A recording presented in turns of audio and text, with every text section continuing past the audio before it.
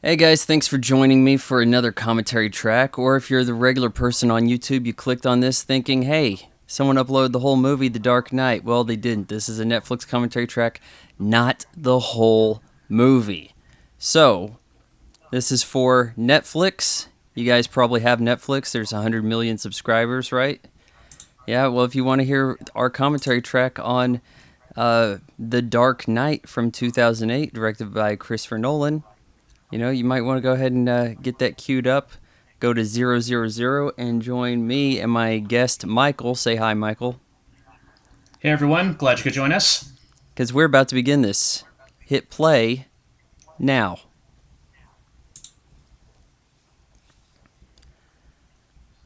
Man, how these intros have changed over the years. Well, I watched last night. Now, this isn't going to be the way this is going up here, but last night I watched Batman Begins, and it was a totally white and black intro for Warner Brothers, and it didn't have the Legendary Pictures logo.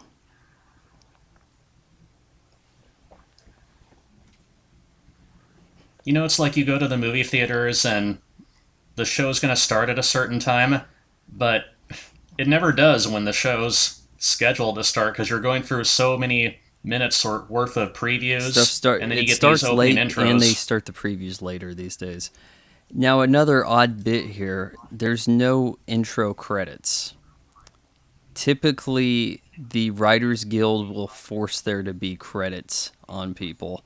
But I like the idea of the possibility anyways of just starting the movie the way you want to start it. I like a big flashy title sequence, but not every movie needs one. So here we are starting off with our heist. We have these way back in the background right there, Spider-Man 3 poster, opposite of Heath Ledger, way in the background. So Spider-Man exists in Batman's universe, and at least fictitiously.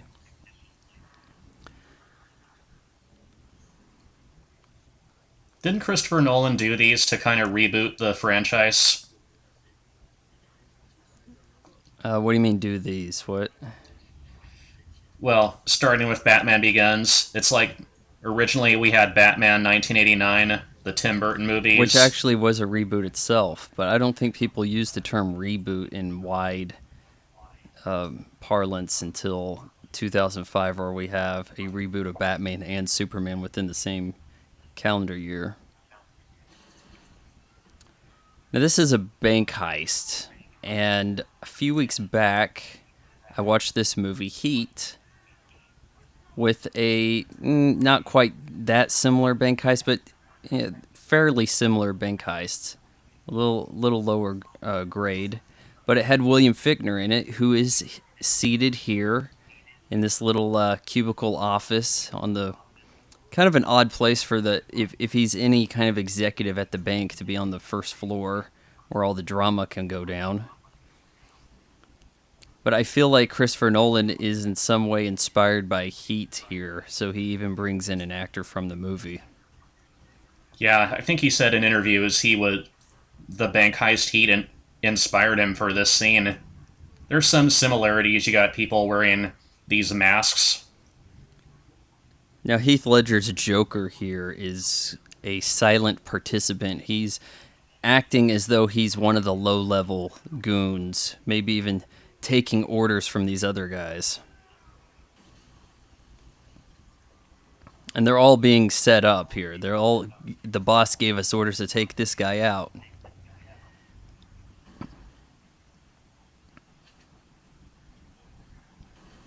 First time watching this, I was guessing which of these guys is Joker. Yeah, that's a nice little guessing game.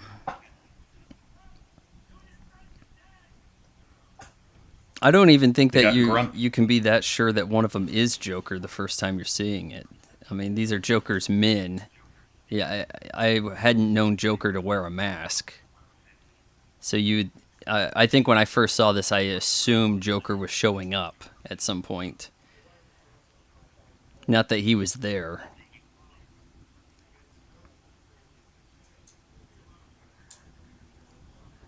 We got Grumpy.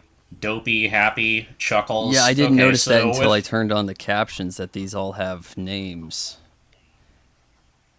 with just a few exceptions, they're named after the seven dwarves. I wouldn't say their masks look like them, though.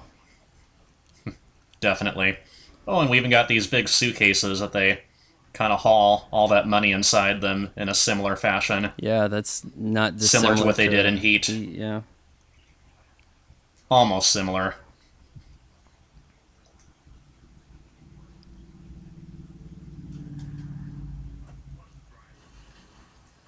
It's kind of eerie the way they draw you into this kind of dark, surreal world with the Batman movies. You know, several times throughout the movies, you hear this kind of low I think this humming is the most sound. violent of the Batman films. This one, there's more killing going on, but what will happen is they will cut away from seeing the aftermath of a bullet wound so that it can get this PG-13. And this is a much scarier, darker, harder PG-13 than many R films that come out anymore.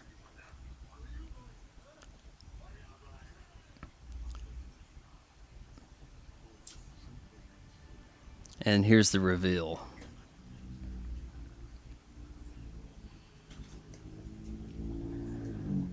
At this time, Heath Ledger had been deceased for about 6 months.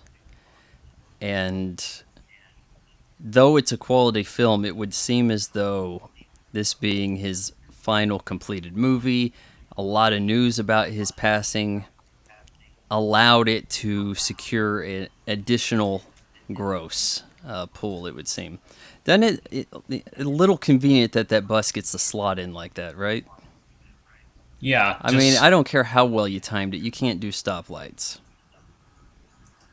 And did he mean to pull out in front of all those other school It didn't buses? pull Did out they in just front, happen to but be he there? slid between them in a gap. But his bus had to get there first somehow, right? Right. So he wasn't like in line with them. They weren't like going around the block continuously. It's a little too convenient, but it works okay in a movie. I wouldn't necessarily pick it to death. Here we have a bunch of low-level street thugs that are scared of the Batman.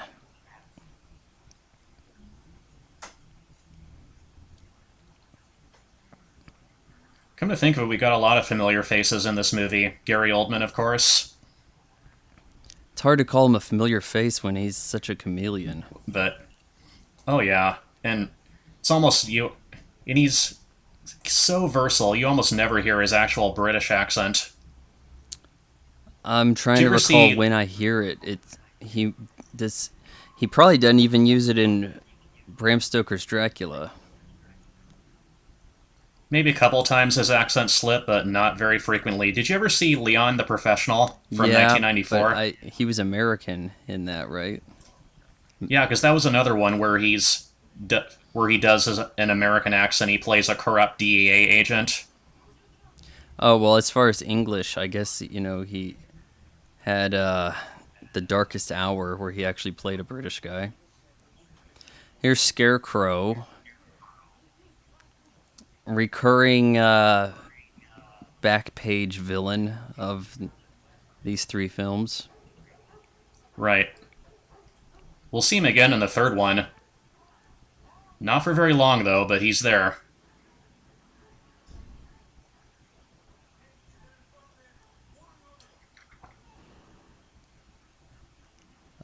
Oh no, it's cheap Batman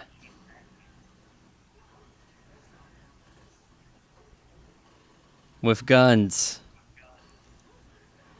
This also kind of throws off the audience, the first time viewers. As now we could be thinking which one's really Batman. As like it's hey, which one's really the Joker? Obviously the real Batman has the tumbler.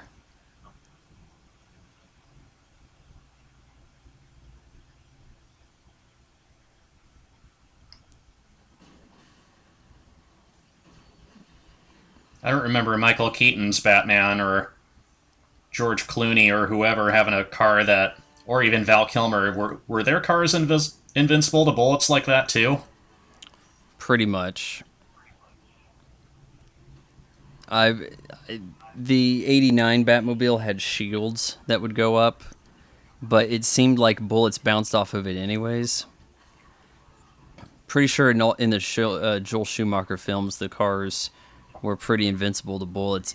The Batmobile does get destroyed in Batman Forever when Riddler puts a ton of like grenades in a duffel bag and puts them in like the driver's seat, blows them up. And it also gets wrecked in. Does it? I don't think it gets destroyed, but it gets kind of sabotaged in Batman Returns. Now here's the telling part here. He says like, I'm not wearing hockey pads.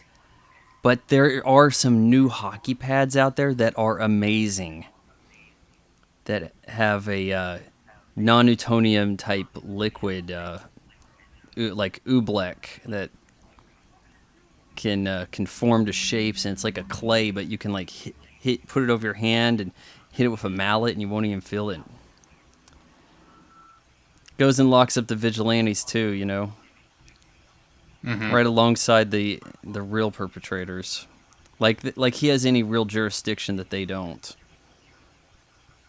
He's no elected official. The plot of this movie doesn't make a lot of sense. It serves as a way to get the Joker and Batman to butt heads, but there's this thing going on where you stole my money. We have to take now. We're in Hong Kong doing this, but you know, really, couldn't they have just have gone to, hey, the mob's going to offer this much money to kill Batman, and then Joker steps up.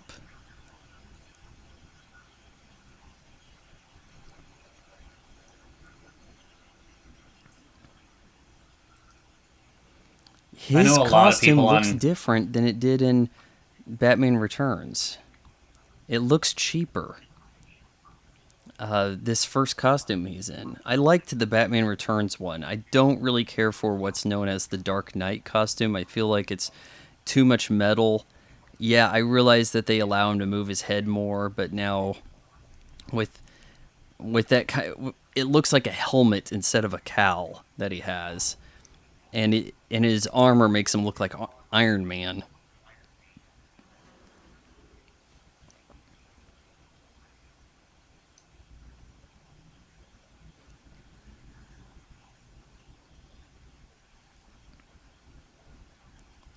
The makeshift Batcave.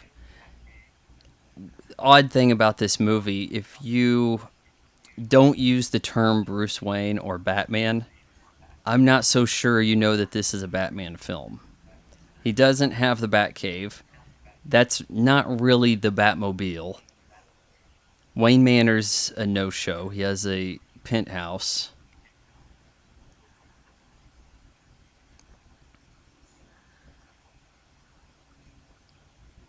Wouldn't you think that the suit he had on would suffice against dogs? You'd think. I mean, it took some pretty big abuse from ninjas in the previous movie.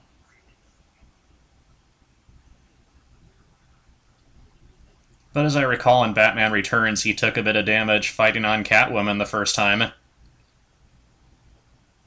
Penetrated his armor. He No, took yeah, in that one, his I his think. armor really gets cut up. He eventually tears the mask off. It's just this rubbery.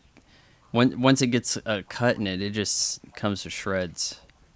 In the video game, Arkham City, by the end of the game, your suit is shredded into pieces. Like, you could almost tell who's underneath it.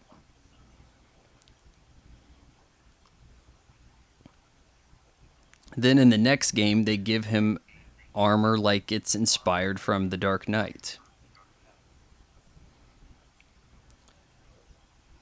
Okay, so we have a new Rachel Dawes here, Jake Gyllenhaal's older sister. We also have a new DA for her to hang out with. This is Aaron Eckhart as Harvey Dent.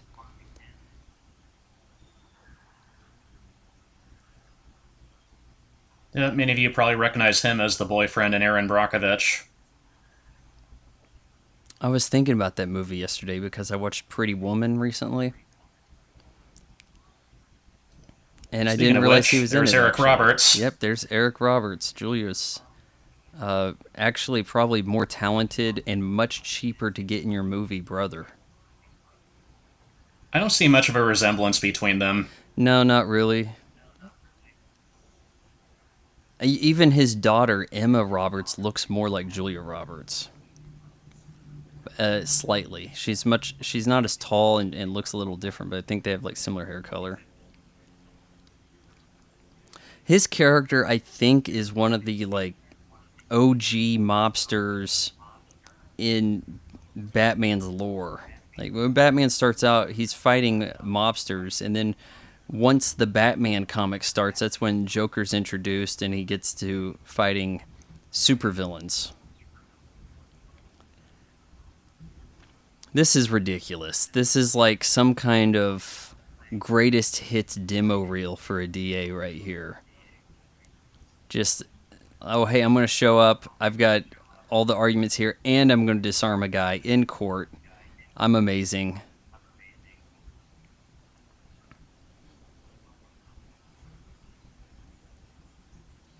I don't see why he couldn't have been a character in the first.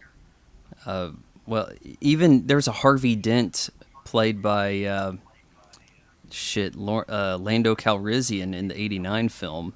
Only he didn't come back to play Harvey Dent when he became Two-Face. He ended up with this weird disconnect where now he's a white actor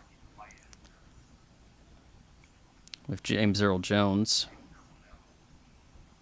No, not James Earl Jones. Who was Tommy Lee. Tommy Lee Jones? Same thing. I was thinking that didn't sound quite right.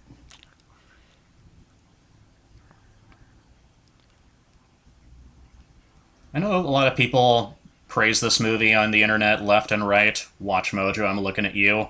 It's a good movie, but there are some gripes I have with it. I'll get towards that towards the end. I really feel like the Batman Begins is the better movie overall. It has a much more coherent plot.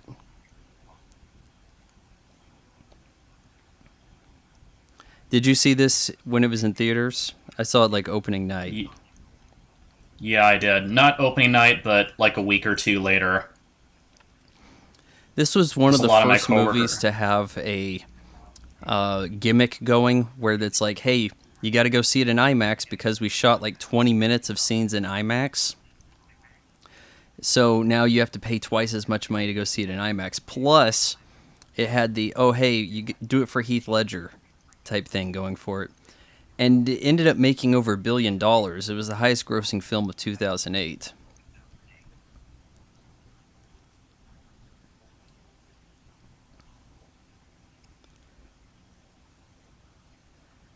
Okay, so what are they saying here about name banks, warrants? They're got to do stuff by the book, but they're not so sure if they want to. And a lot of this ends up being sort of like this way for Gordon to test whether or not Dent can be brought in to talk with Batman, like if he's trusted enough. That Wayne Tower right there, totally different than the one in the previous movie. And I pointed this out in my commentary I did on the last movie, that the Batman Begins city is much more of futuristic. Like there's the train setup, you have CGI Wayne Tower stuff. Here it's a completely realistic city. Was this Pittsburgh, or was Pittsburgh The Dark Knight Rises? I think Pittsburgh was Batman Begins, but yeah, you're right there with all the people riding on trains and all. It looks like something right out of Metropolis. Here it looks more like, you see, I didn't initially get the futuristic vibe from it, but there were some critics who were upset that they dropped the futuristic city of Gotham for a realistic modern city. However, that futuristic city of Gotham in the first movie, and by first movie I mean Batman Begins, its only real futuristic feature is the train setup. I mean, maybe it just didn't play a part here. Maybe they just didn't go near the route. You also have a little different geography for the city, though. Like, you have the Narrows is a big thing. They talk about Arkham Asylum in Batman Begins.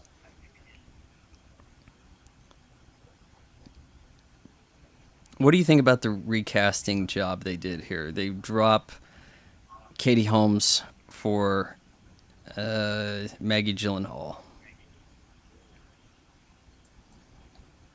I can't say I'm for it or against it. I think they both do a pretty serviceable job. They both look the part. I don't know why they didn't recast Katie Holmes. Well, Katie Holmes decided not to be in this movie. Maybe she didn't want to get killed off, but she didn't do this movie and instead made some kind of like chick flick that bombed. I have heard of quite a few people be fairly mean towards Maggie Gyllenhaal's appearance. Like, at times she looks like, oh hey, it's Batman's mom he's going on a date with. Like who's this less than stellar looking chick over here? Katie Holmes, I don't think was a great casting choice to begin with. She looks like she's got this round, cheeky face, kind of young look, and having a tough time with the tough gal exposition she's dropping on him. I don't think they would have gone with Maggie Gyllenhaal to begin with in 2005, anyways. I guess what I'm saying is, Either die a hero yeah, or live long enough to see yourself become the villain. You know how many people think of George Lucas when they hear that quote? That's ridiculous. oh well, now he became the villain and now he's the hero again because of Kathleen Kennedy. Oh, you can say that again. I know they're setting up a plot here, but it's just they're bouncing from scene to scene to scene, so I've seen this movie about 5 times and really don't understand the core what's putting together the plot that is. I know there ends up being some money stolen. And now they have okay, this now I thing where got there's some guy in Hong Kong who they have to.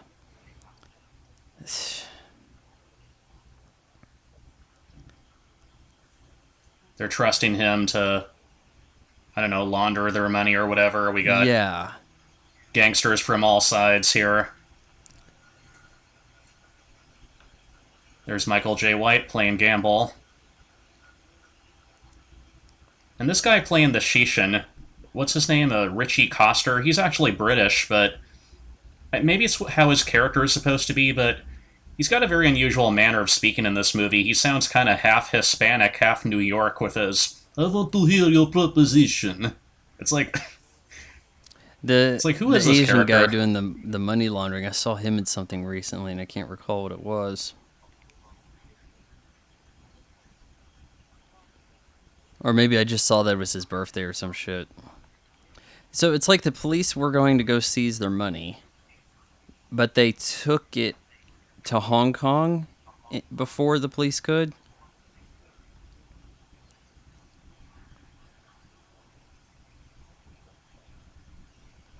Great entrance here for the Joker.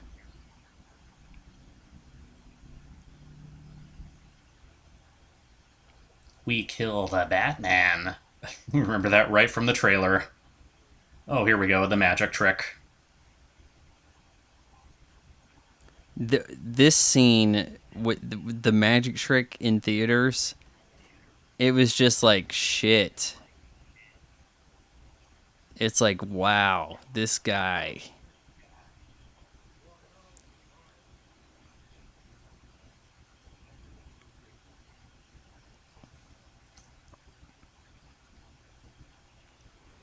Every line he has in this movie is amazing. I think that Heath Ledger turns in like a performance for the ages here. One of maybe even Oh, the he best performance ever against anything. He reimagines a character in a weird, quirky, cynical way that works. that hadn't been done before when everybody thought they knew what the Joker was supposed to be about, and just totally makes it his own in ways that I don't think you could ever repeat for other characters. It'd be like somebody coming along and being a new Darth Vader that was nothing like the previous Darth Vader, but everybody agreed was better. I don't see that happening. Me neither. Now, if they said that, like, once he died, they added more scenes of him into the film, they gave him a bigger role. I don't entirely buy that. It seems to me they used whatever they got out of him. Like, they couldn't have been like, look, the Joker was actually going to be a smaller piece of the movie. Was Harvey Dent supposed to be a bigger villain? That doesn't make any sense to me, especially as late on the scene as Harvey Dent shows up. If they had more Heath Ledger or had him in for another movie, I think it would have diminished the Joker some. A lot of times the better performances come from the supporting actors, supporting actresses as well, where they're there to say the quick, quirky, funny thing, and then you have the lead spewing out more lines and being kind of boring. Little doses here go a long ways.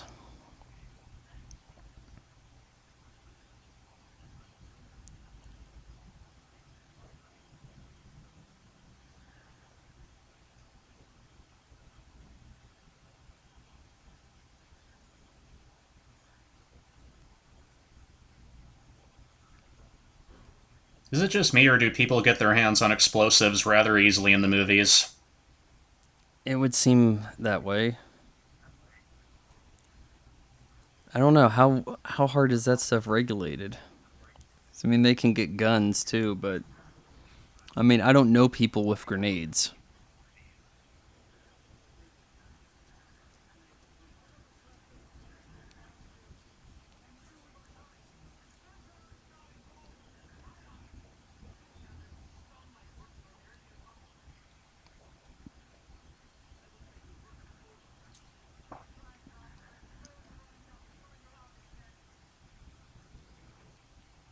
There was actually a little bit of foreshadowing there. I didn't realize that he mentioned that Ramirez was in on some racketeering, but Gordon overlooked it, and she ends up being one that sells him out, revealed much later in the film.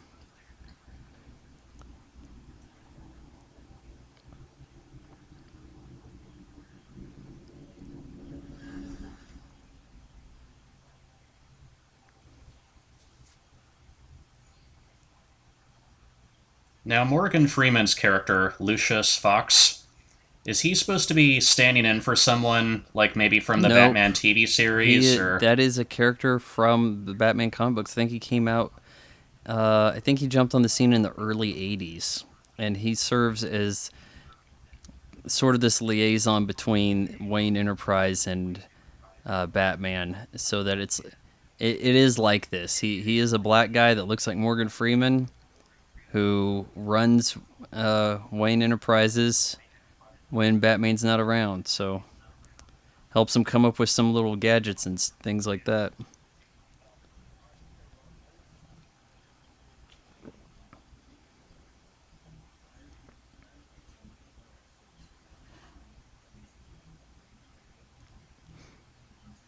You know, I don't think that Bruce Wayne ever tells him he's Batman, though by this point it's blatantly obvious. In the first film together, it's like, oh hey, I'm doing some rock crawling. Yeah, I got may have need a parachute or something, like things like this.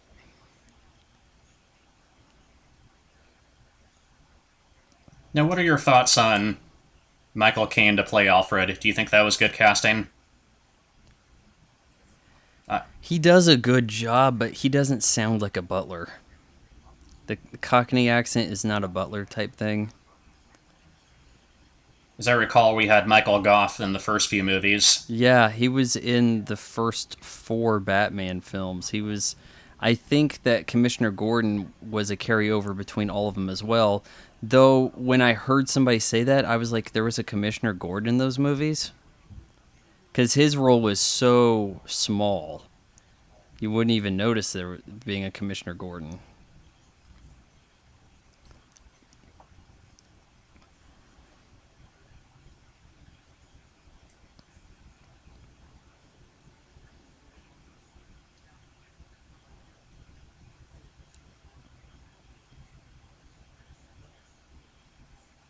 He falls for this awful easily. I don't think they take the Joker down just like that. Well, I wonder how many men the Joker could have. It seemed like he killed most of them robbing that bank.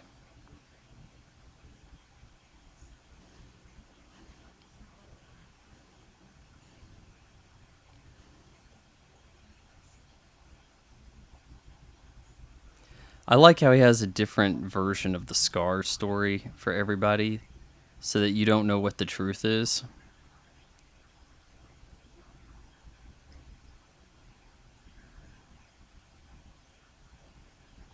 Come to think of it, any of them sound believable. Yeah, there's a lot of details to them.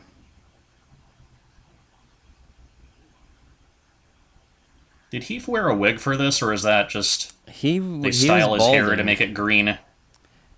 I didn't really catch his hair being green. It doesn't look particularly green in most of the shots because the film's so dark, but it is dyed green. It's just done so in such a way that you can't really distinguish what color it is.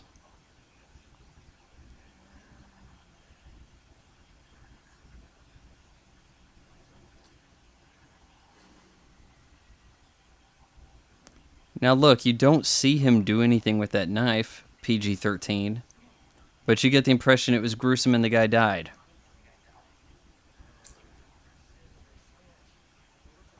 Perhaps if you read the novel to it, like the storybook version, they go into much more detail. I like the But we don't want this tryouts. to escalate to an R rating. And then, of course, we don't get to see the tryouts. And I don't think we see who wins. I don't think that we see any of those guys thereafter, do we? You recall? Nope. Maybe one of them. Now we're in Hong Kong, and this is new territory in a Batman film. Batman leaving Gotham City.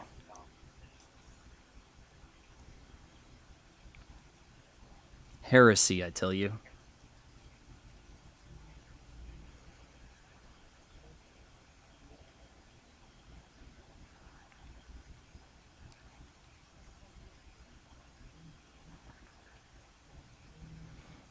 You know what they call all high tech with some of his gadgets seem kind of common today. Just not all that long later, it's kind of like, oh, look, everybody's got smartphones.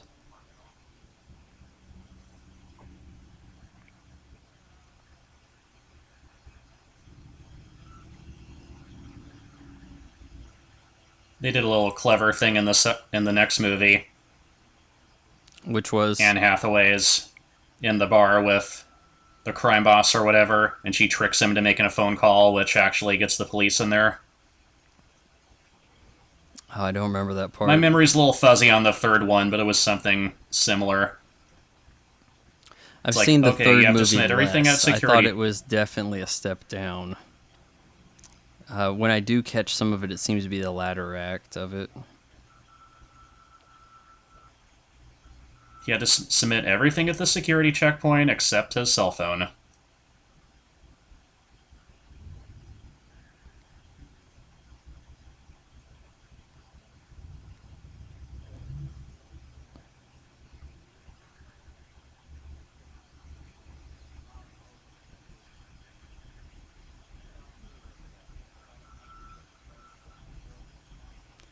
This is fairly ridiculous here. The sonar mapping stuff, the interface, and how they could, especially towards the end of the movie, where it's like he's able to take on all the goons because the cell phone surveillance all tied together. It's invasion of privacy. I won't have any of it. And then just to be able to work the interface and fight people at the same time seems a little out there. And what he does right here. Trying to remember this part. I know there's some stunt. This is probably one of those moments where we're switching aspect to IMAX. Which I don't like that idea. I've seen one digital IMAX film that was Mission Impossible Ghost Protocol. And throughout the film, it would switch aspect ratios very noticeably. If you're going to shoot something IMAX, do it the whole way.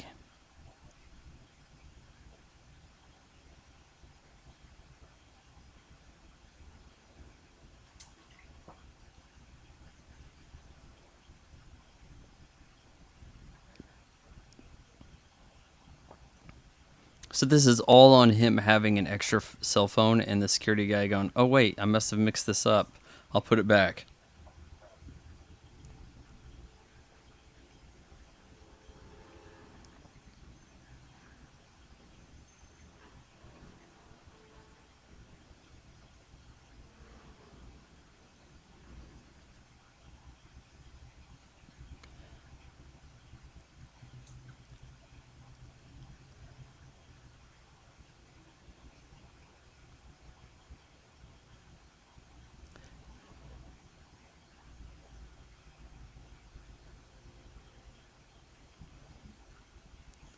Pretty realistic looking gliding Batman.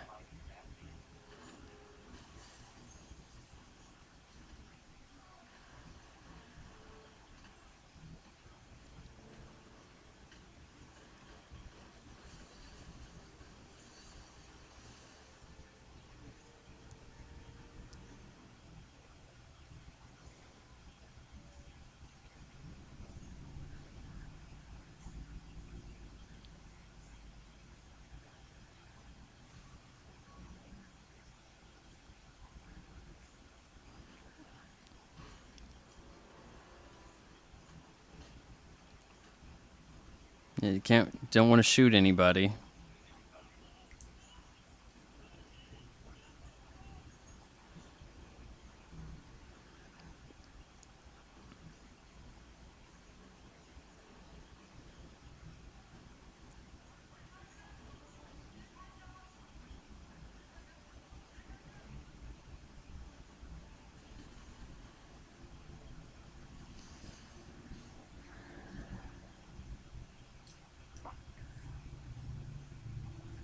This would make for a really cool getaway for a bank heist there. You go up the stairs instead of down, and then a plane comes by and snatches you away.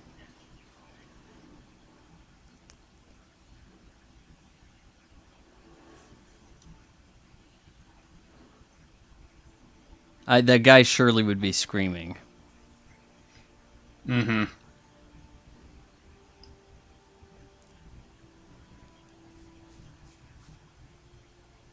And how he disposes of him right here. Just leaves him like a derelict for the police to pick up.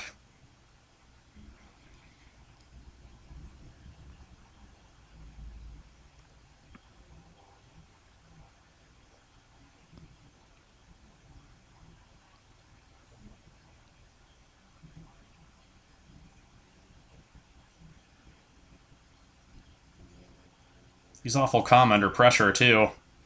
Yeah, I mean, the guy got yanked out a window by a plane and was totally chill.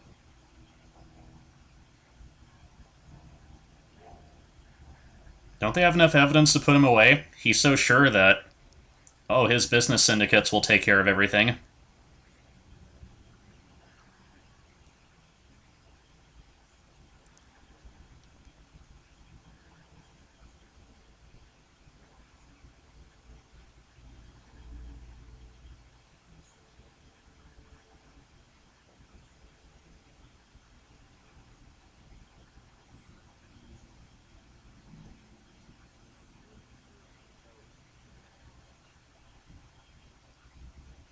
Oh, I like how he's explaining the law to people who know about the law right there for the audience.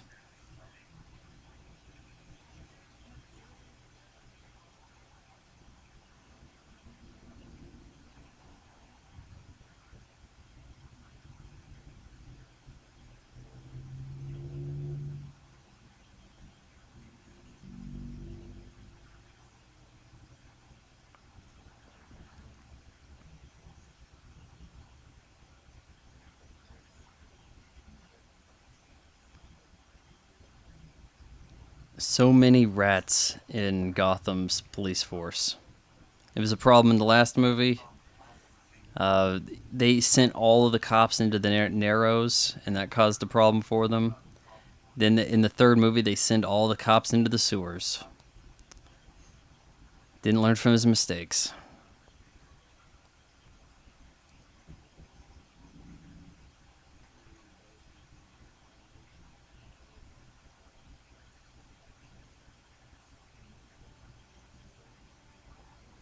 You get arrested, you get arrested, you get arrested.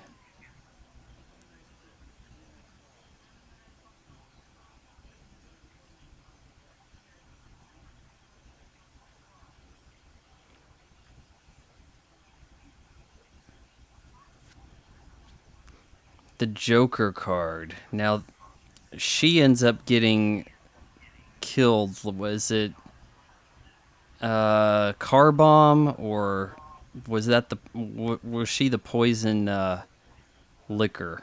But the Joker gave her a card. It's like, hey, coming for you there. Maybe the Joker slid that into the file. The judge gets the car bomb, and someone else gets the poison liquor or whatever that was. But it's just set up here. It's like we got these cops working, they're working with politicians and judges, but all throughout here, they're working to take down organized crime, but at the same time, who can they trust?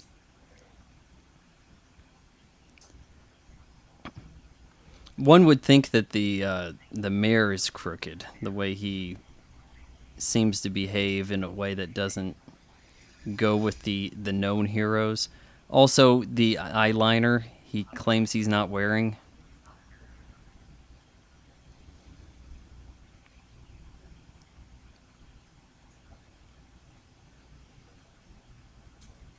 Jump scare moment right here. Oh, I didn't remember that. Killing off all the hockey pads.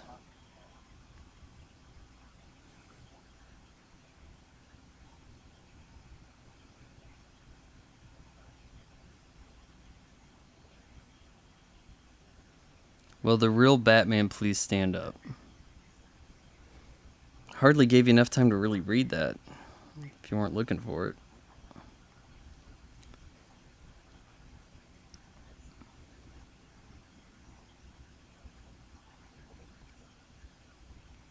Going back to familiar faces, here's Anthony Michael Hall playing the newscaster.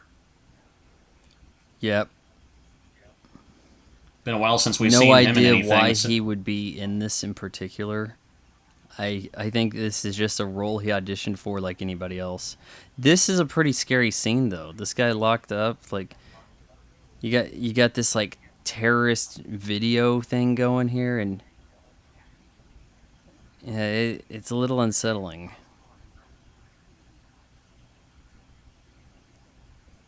So between this and the scene towards the end of Heat, when you're in a movie and someone says to you, "Look at me," that's a pretty good sign you're done for. And way I hear, Heath Ledger directed that scene himself. Well, if he's holding the camera, it would seem like it.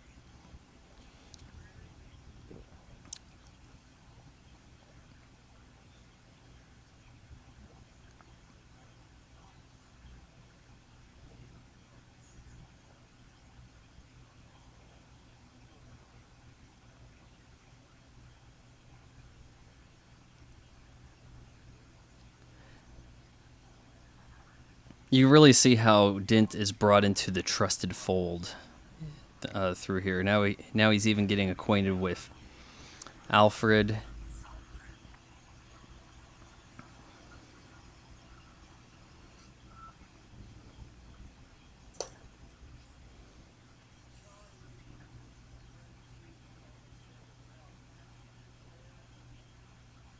Shouldn't everybody dislike Bruce Wayne, though? He told everybody off the last they saw him in Batman Begins.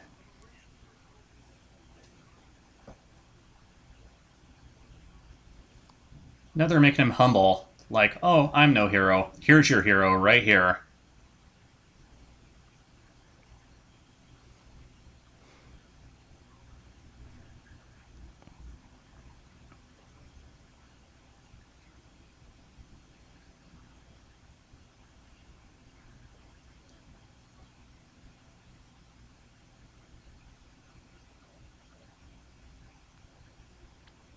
Hardly feels like it's Harvey Dent that's responsible for this, but he's trying to pass it on to him. It's almost like he's setting him up to get killed by the Joker. Hey, let's make Harvey Dent the new target.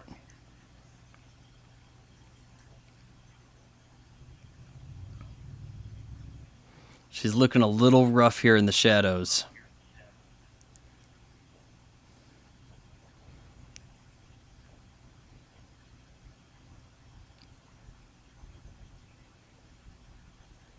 And Maggie Gyllenhaal's got the smile lines and the droopy the eye bag kind of thing, and then that space between the nose and the lips, like an old granny would have.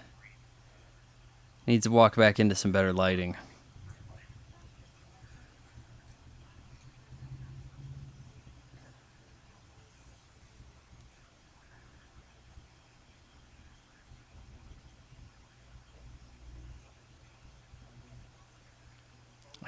Where's this DNA getting on this card? Harvey Dent's DNA is on the card.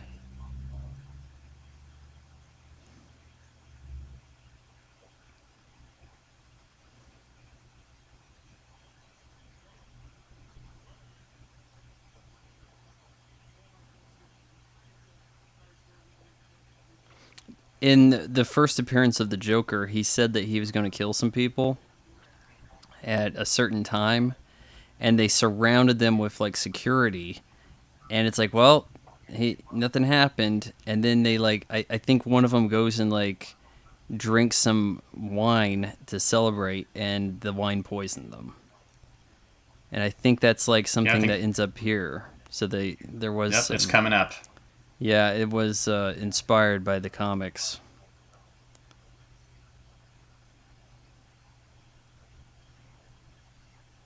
Also, the judge just getting in her car. Just open up the package, it'll tell you exactly where to go.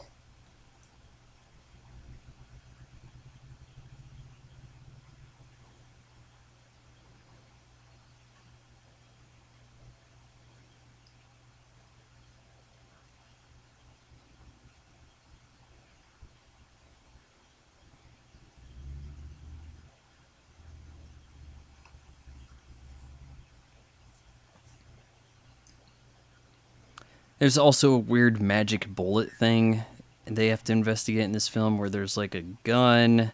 They have to set up like a Gatling gun to shoot bullets to replicate some fire. That's coming up later. Confusing as all shit.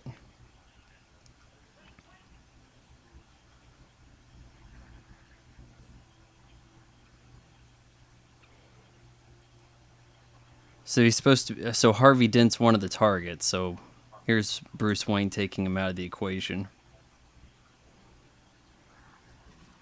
Up. Got blown up.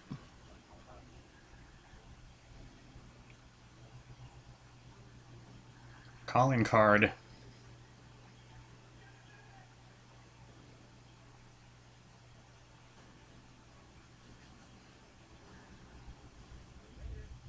Better hide, Alfred. It's like, where is he during all this?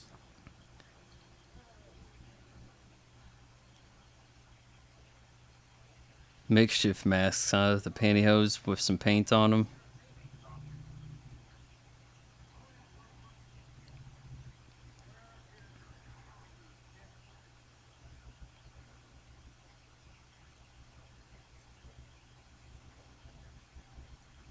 Now, never mind that they would have had to go through so many different takes or so many different days of shooting, but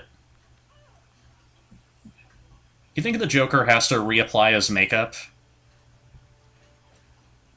Oh, surely. Goes around.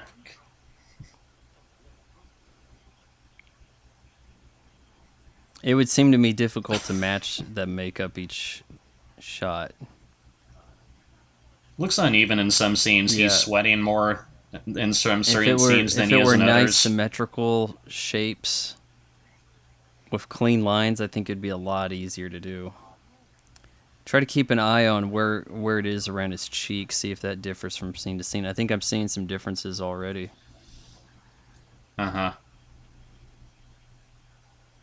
Oh, I think we're about to get another story of how he got those scars. Yeah. You see that where he just rubbed the blade along his hair, almost like he was combing his hair with Yeah. that blade. He also does this lick smack thing uh, at the start of some of his lines.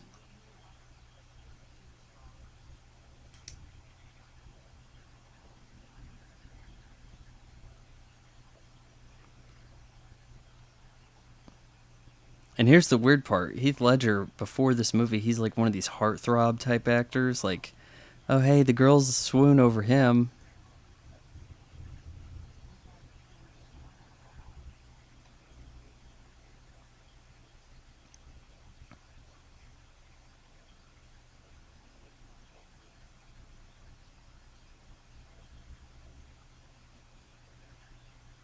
Dizzying camera work right there, too. The way it circles around them. And there's a trick that this movie starts with that is continued in The Dark Knight Rises as far as the sound goes, with the hum that builds and that brings some more tension to the scene. So you're kind of like, oh, what's going to happen? And then all of a sudden the hum just starts drowning out the voices. Just gets so loud.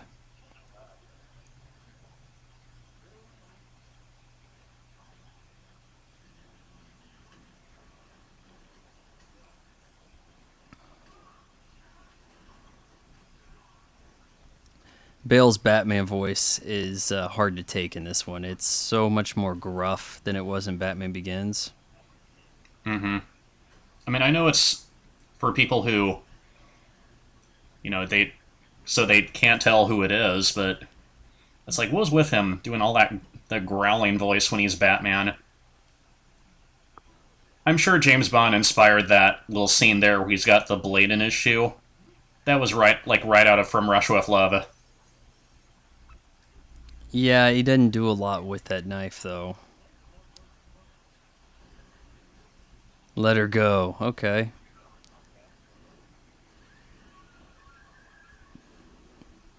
There is seemingly no fall Batman can't take until the end of the movie when it's like, oh, so now his legs are shattered. He falls not even nearly that far at the end, and it's almost like he's knocked out of commission. Okay, I can buy that suit gives him some padding to take a long fall from, Not her. but landing flat on your back on a car like that, even with armor, that's gonna hurt somehow. You'd think.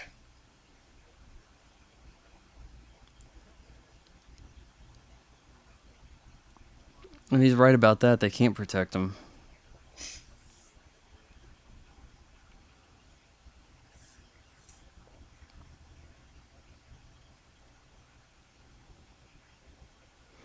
Oh, they crossed the line.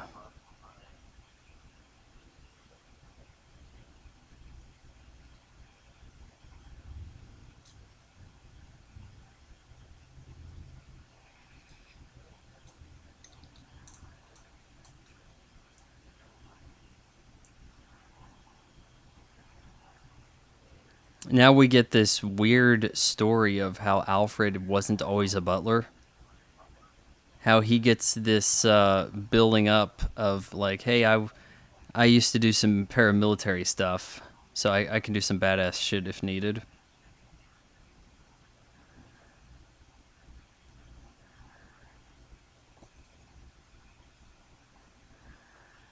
One day. That and so much of what they're saying in discussion here is foreshadowing. Some men want to watch the world burn. Well, he is mentioning the story because he thinks that this guy, the Joker, is an anarchist like this guy he had encountered years ago.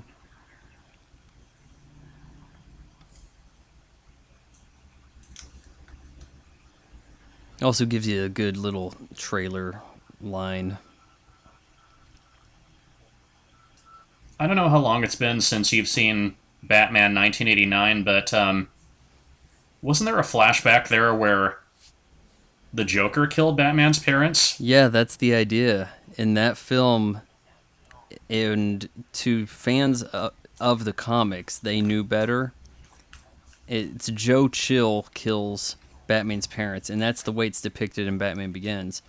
Batman 1989, they wrapped it all up in this I created you, no, you created me type scenario, where the Joker kills the parents, and then so he gets to say he made Batman, but Batman dropped him in the acid. Well, I guess it can't be acid, but chemicals, anyways.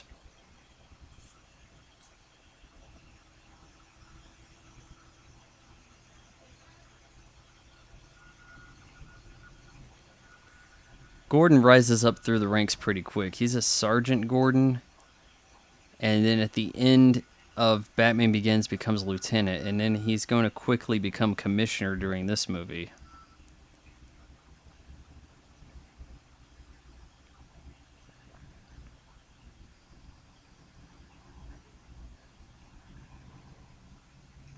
Quite a resume he must have to be promoted that quickly.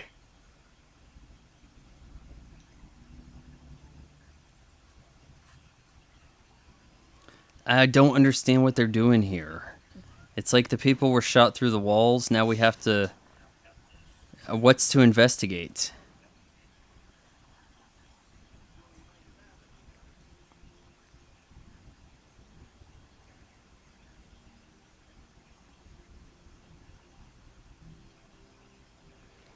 I feel like they wanted to give this detective element to Batman, but they were confused about how to go about that. Here's the guy who he's the one that says he knows who Batman is, right? I think so. And it's like, hey, yeah, there's some weird stuff off the books here I've discovered, and yeah, I'm gonna blackmail Batman, and Morgan Freeman got a laugh from the audience coming up here.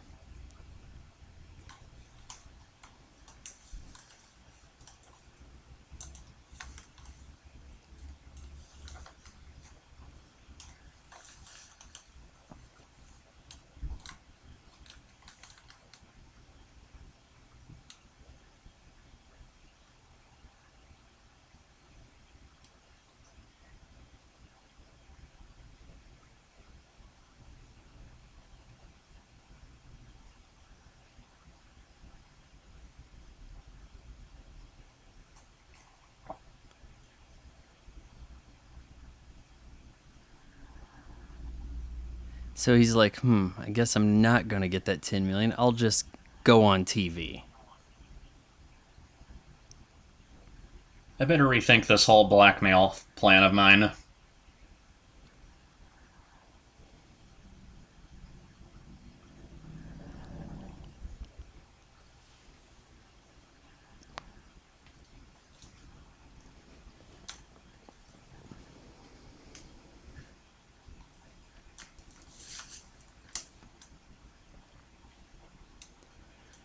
Again, what is the point of? There's a thumbprint on a bullet that it's not impossible. This stuff, the thumbprint gets shaved off from impact. It's pretty ridiculous. I think there could have been a lower tech way to resolve these issues here. There is a very brief non-makeup sighting of the Joker as as a Yes. cop in disguise. Yep, it's coming up in a few minutes. It's like the only moment where we see Heath Ledger sans makeup.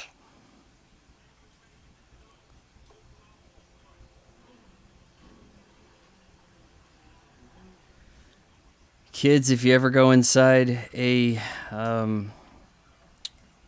shipping container, you just may not be surprised by what you find there. You know, you end up in Batman's underground lair.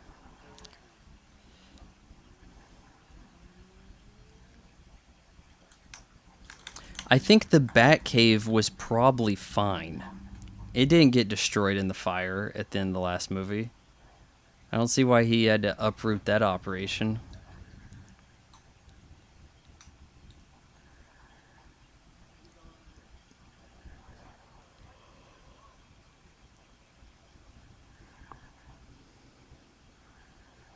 I don't see how police can manage this stuff where there's so many places people could snipe from.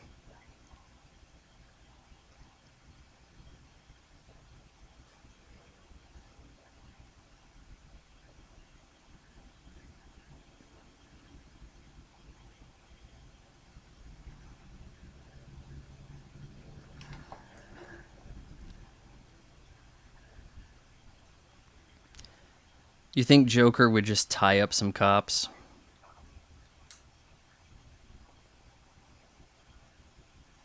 He might be subtle, but I think he'd do much more than that. And single handedly, He's like, they can't see me, but I'm going to give him the Batman voice.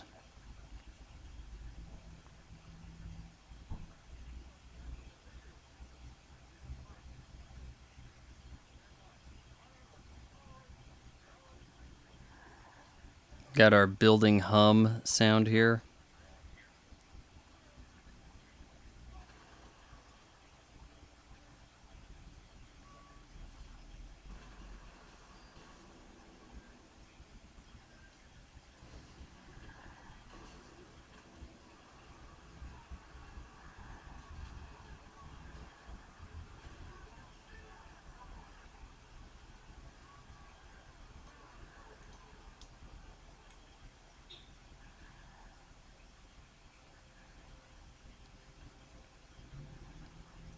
And then I guess they must have had a lot of people in on the let's fake Commissioner Gordon death. Oh, I don't think they could have possibly planned this, though. So he must have got shot by accident, and then they make up a they killed Gordon line.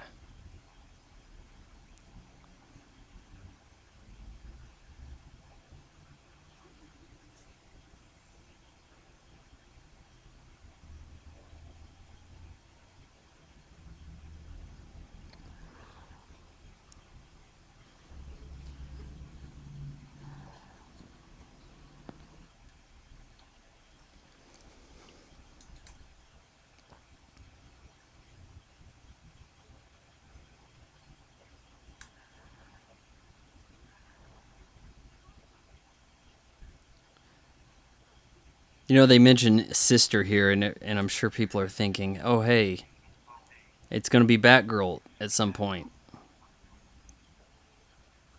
But then, I mean, I was thinking, I don't remember Commissioner Gordon having a son. So when things hit home for Commissioner Gordon at the end of the movie, it kind of made it seem like he had a possibility of having a son get killed.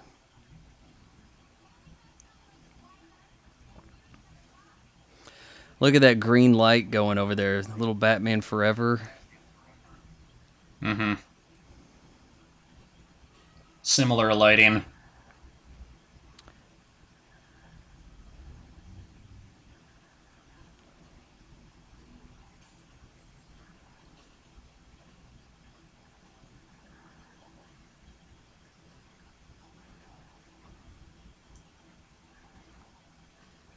They must have been just searching for the most generic club track they could have gotten. So much in movies happen out of convenience, especially here. They just get from place to place so fast. So Batman's going after Eric Roberts, and Harvey Dent is interrogating the corrupt cop or whoever that guy is in the van.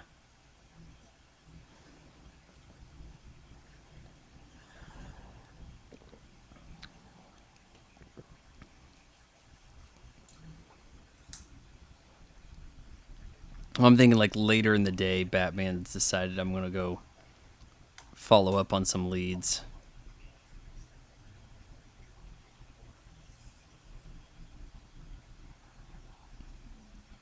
I'm trying to remember how it is that she gets captured.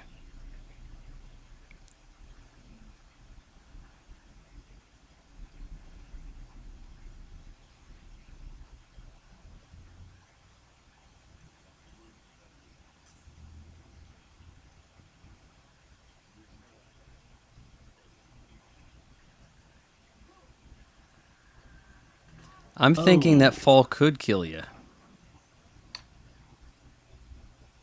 if not, you land feet first like that, probably break your legs. Well, what other way would you want to land?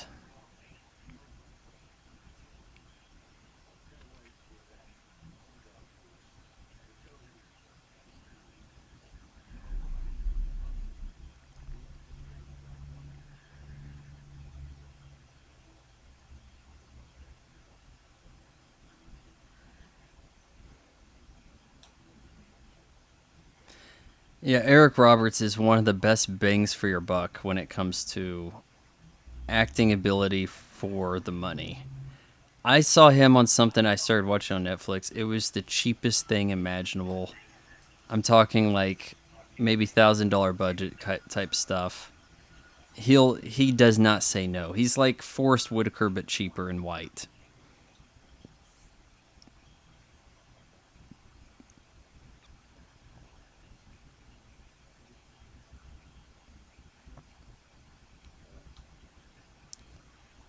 I do like how he has this double-sided coin with heads on both sides. And Batman sees this and he gets the wrong idea, really.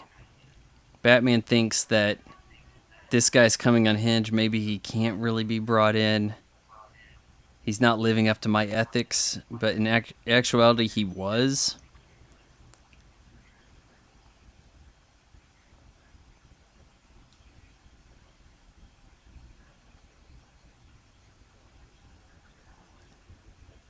But then, of course, one side of the coin gets scratched up in the, I don't know, I guess the bomb that got him, which it's a little ridiculous that he got injured in that in the first place as he was out of the building.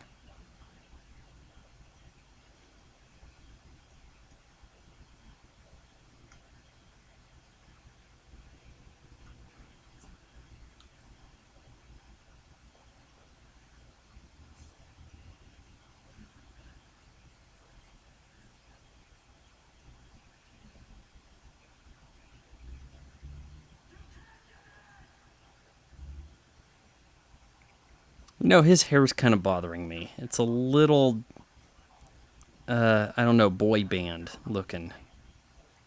Harvey Dent's hair.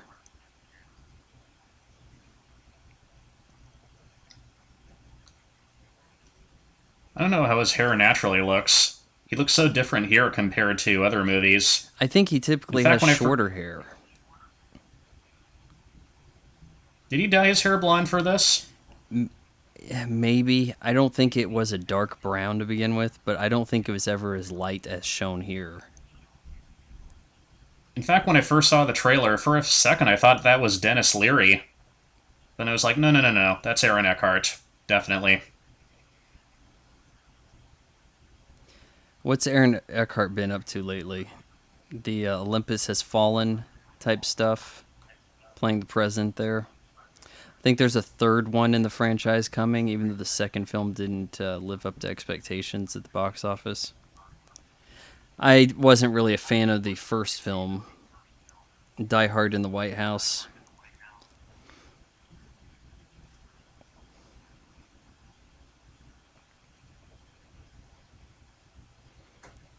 copper batarangs. I thought they were a black. That's what I thought too. In fact, there was a line like in the Batman Begins, like, "Does it come in black?" Well, that was the car. He was driving around the Tumbler, and it was in camo print.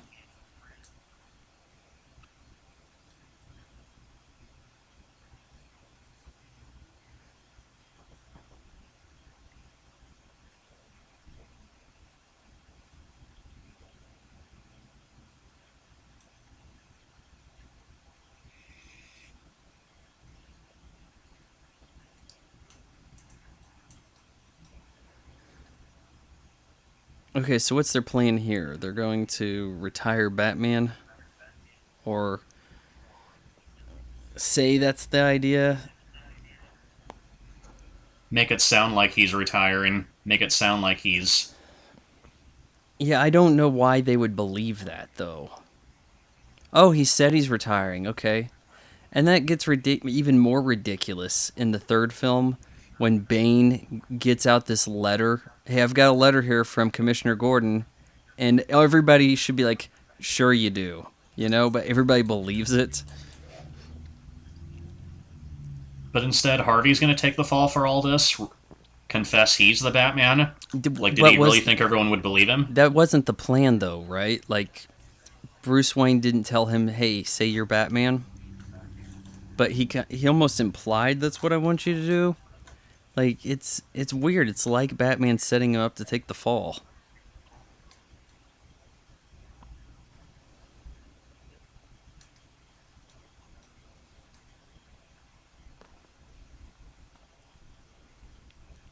Did they ever explain to Harvey Dent, oh, hey, how did I get knocked out at that party?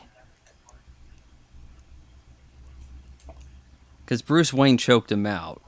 He didn't see Batman there. Just grabbed him and took him away. Even Rachel didn't know what was going on.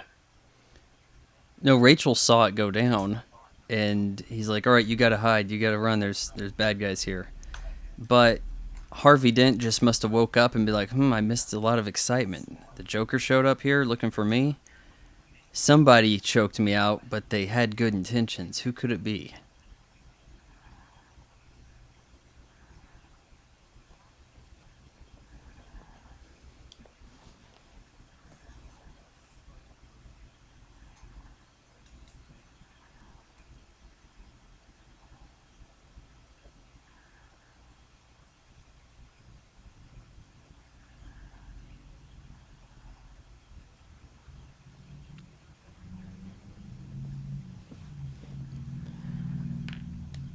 More so than Michael Goth, you got Michael Caine, a much bigger role as Alfred, much more wisdom to bestow.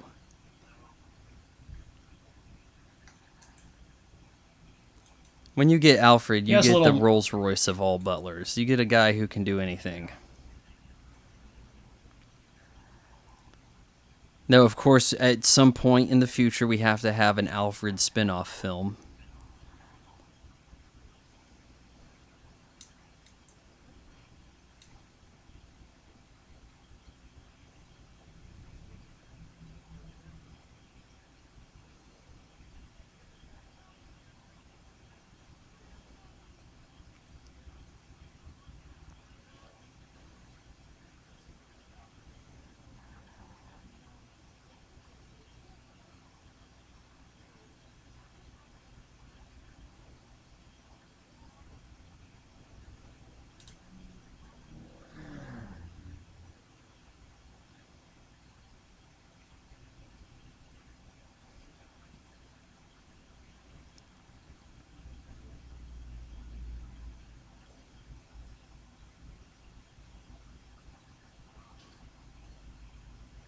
And there's the reveal.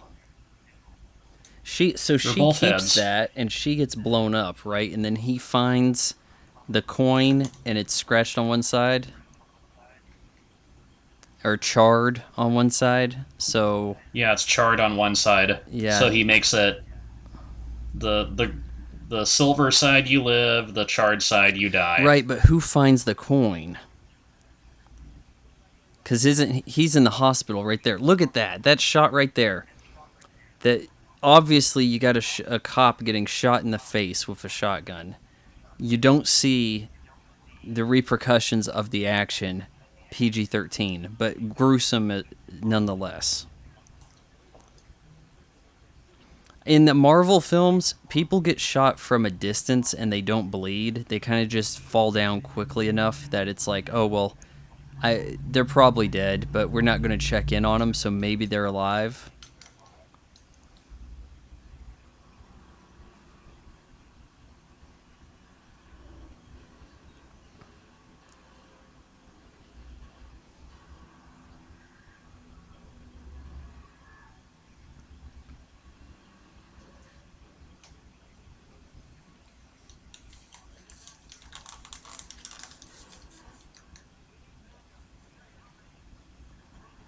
Do you really have to clear all the streets to move one guy? And I don't even know if they really needed to move him. But it's like, oh, this will bring out the Joker.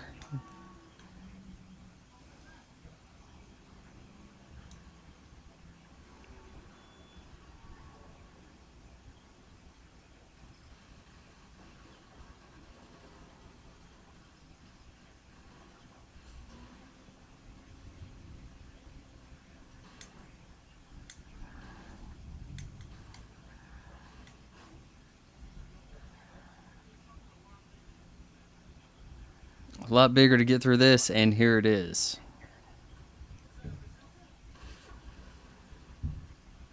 Again, he's got thugs wearing those clown masks. So one of them wearing a mask anyway. Yeah. But I don't think we see any of Gamble's guys picked up, integrated into the crew. That could be in a mask, possibly.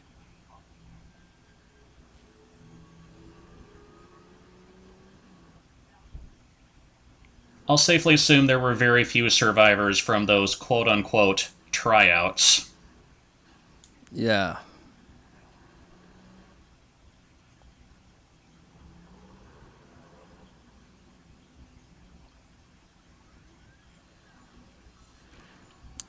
Does not look like a comfortable driving position.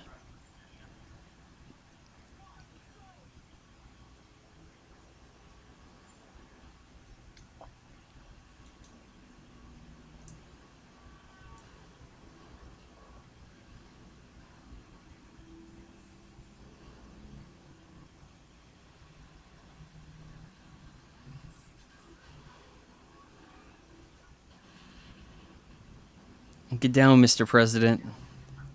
Taking a bullet for you. Man, the number of takes they'd have to do for this. But if action scenes, they blend in so much live action with special effects when they can do it right. I think that there's some miniature at play here. There were some miniatures when the Tumbler had to jump across rooftops in Batman Begins. Like, remember when we did commentary on Temple of Doom? Just the minecart chase. Yeah, but here I think it's even back less from the 80s, obvious. that's a perfect example. The weird thing about the miniature stuff is they could get that looking so good now, but instead they'll just go with CGI. They have toys now that look more realistic than toys ever did in the 80s and 90s. Have you ever seen the Hot Toys figures for Batman and Joker for this movie? Yes. I swear, of all of their lineup, their Heath Ledger Joker looks the most realistic. I don't like the Batpod. Never liked it. Didn't like it when they first showed a picture of it. I thought his cape is going to get caught in the tire. It's called the Batpod. It's an escape pod. It shouldn't be the Bat motorcycle. But like, give him another tumbler in The Dark Knight Rises, and not just, oh, I guess we only have the Batpods left.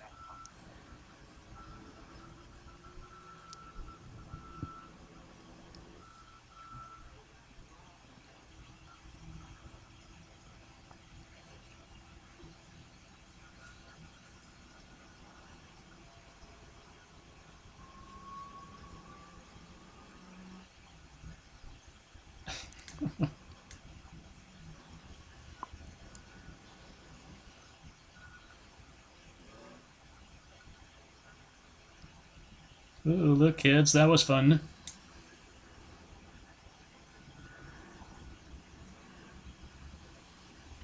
Not a bad They want to looking be cops when they helicopter grow up. crash.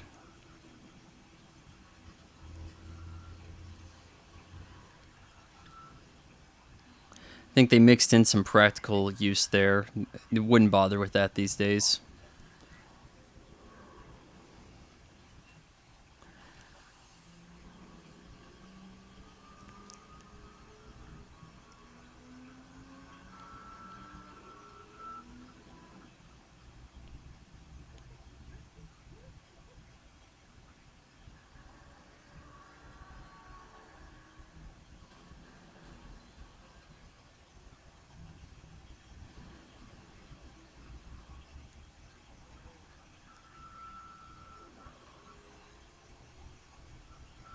The upending of his truck is done 100% realistic.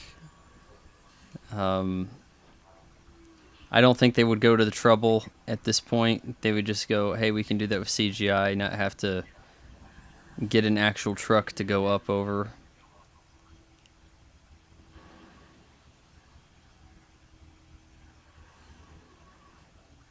How can his tires flip around the way they do?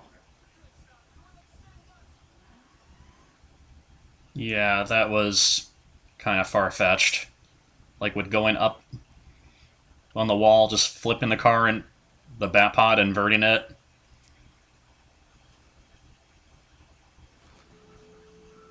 Well, those tires, when he turns, can also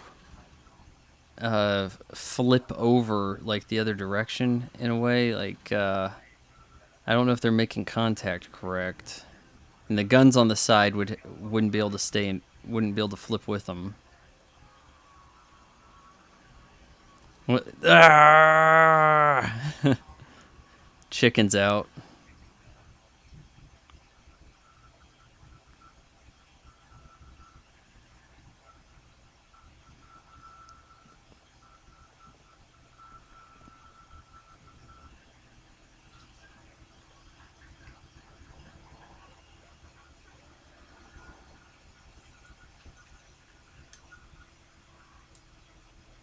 It was a setup.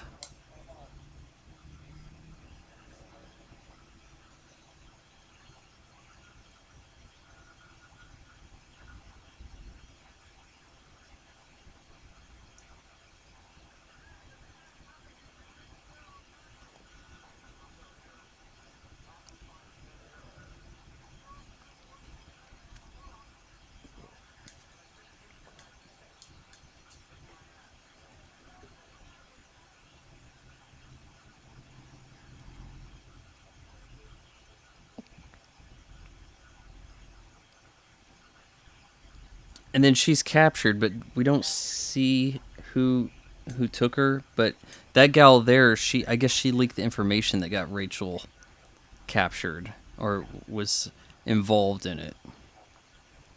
Yeah, both her and the other dirty cop, the one who was just driving Harvey away, because he'll get questioned later. So they say that the Joker had a ton of knives in his pocket. Well, he has lint and knives, and that's what he has on him.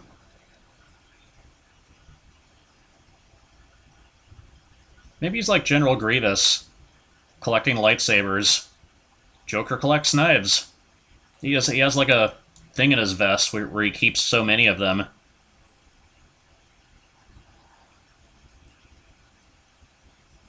He has a knife fetish. Explanation in F.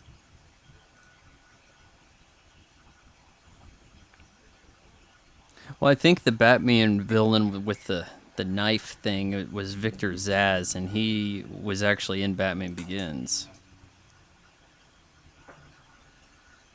There's a GIF you see a lot online there, the clapping.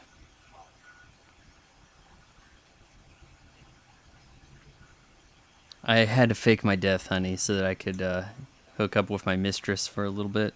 You understand?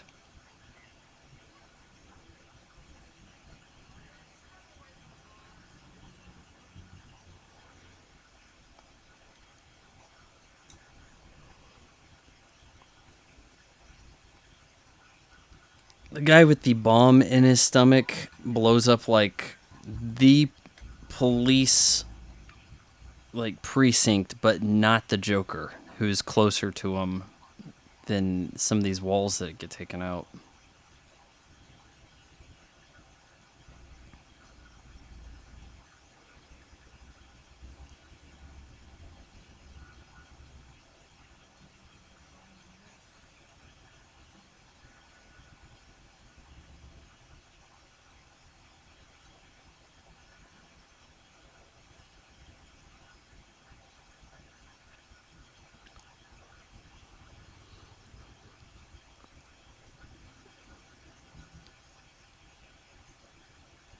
Oh, Harvey Dent never made it home.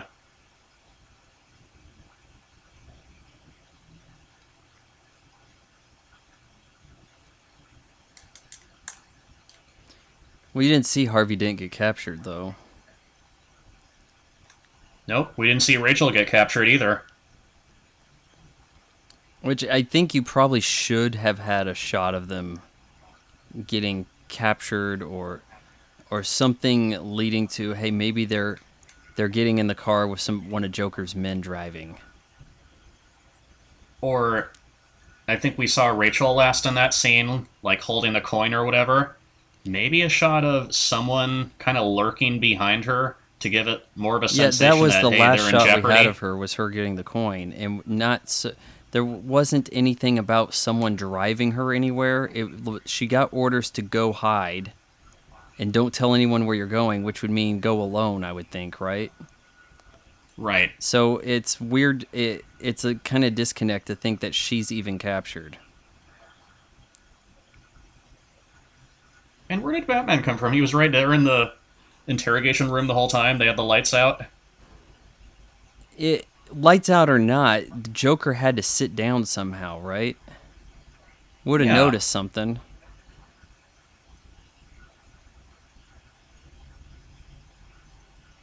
Or he was there the whole time, just said, sit, be quiet. He's going to question you, and now I'm going to question you. Okay, now here, see his makeup starting to wear off.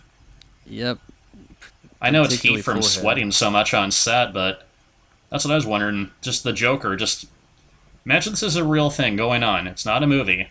Joker would have to reapply his makeup. He would have to have that on him.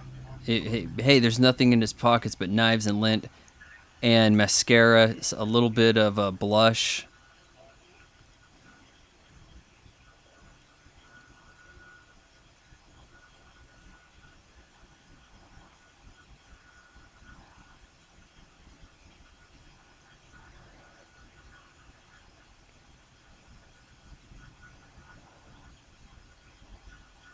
You know, Jack Nicholson had his moments of being campy in Batman 1989 as well, but Heath really ups the ante with his performance. I think his best moments were like the handshake buzzer or when he's impersonating Jack Palance. Like, you are my number one guy. I didn't pick up on that until years later, that was him impersonating the former boss. I thought that was just him saying some more weird stuff, as he kind of did throughout the movie. Mm-hmm.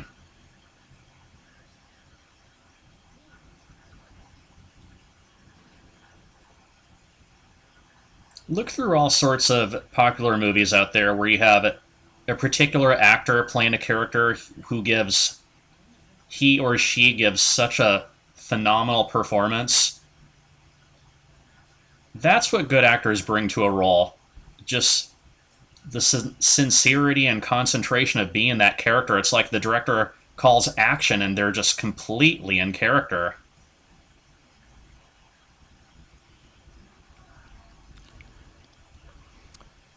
Gordon's going to let him rough up the witness as much as he pleases.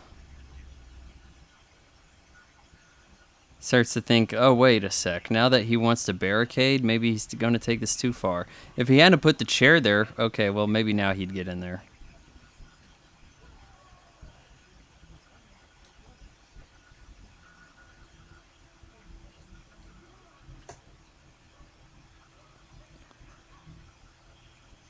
Taking his punches like a man. The way that line looks on paper, that you save him or the blushing bride to be, that sounds like a Batman 66 type scenario.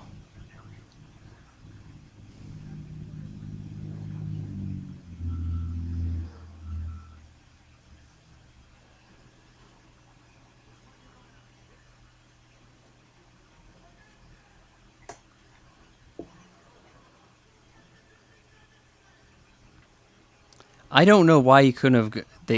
What's to stop them from getting to both? Hey, I got one, you got the other. We are more than one person. But Batman lies.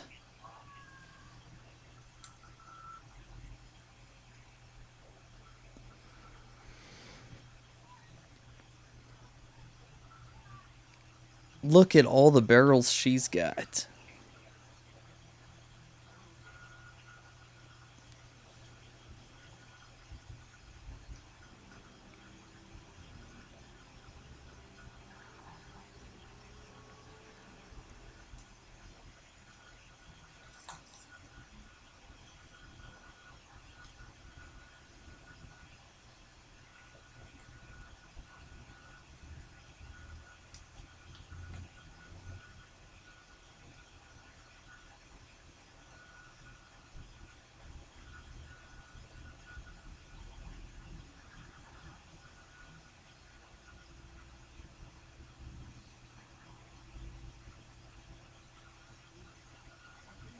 So Joker is handcuffed, and he's going to get a leg up on this cop in the interrogation room so he can get out. Give him just the distraction he needs to get out.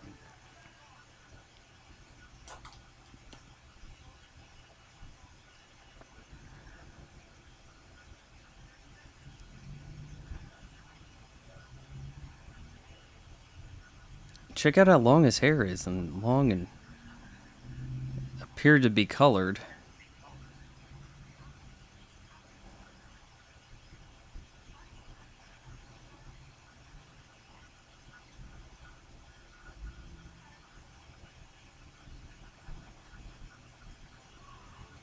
Oh, If he hadn't have tipped that over, would not have become Two-Face.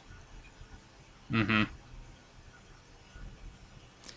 Could very well could have still been just as angry and become a villain.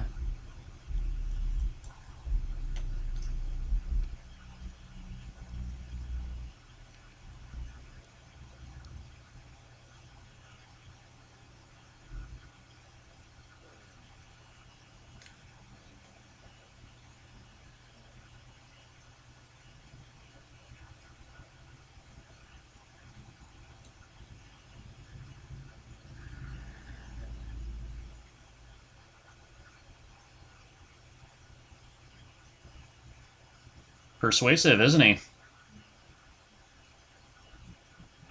Yeah, he's getting him to fight him.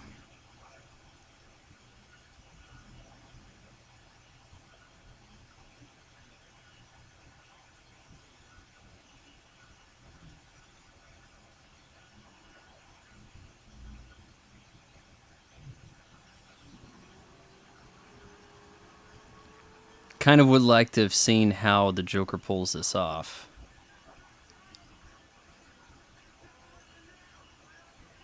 When you think of a prisoner that psychotic, it might be a good I idea mean, to have more than one some person broken guarding glass him. there. He had, but he was handcuffed, right? So, Right.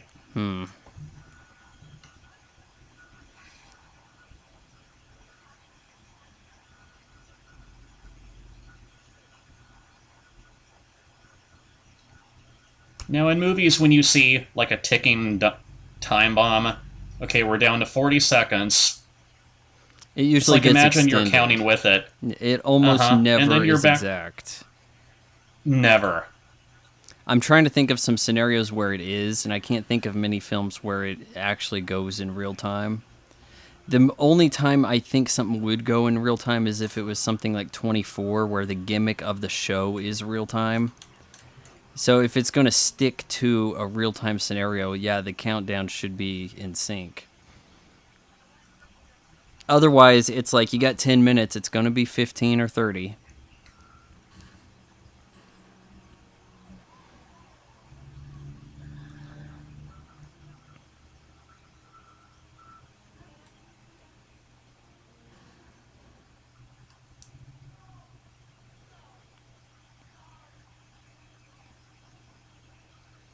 It's okay, honey. Boom.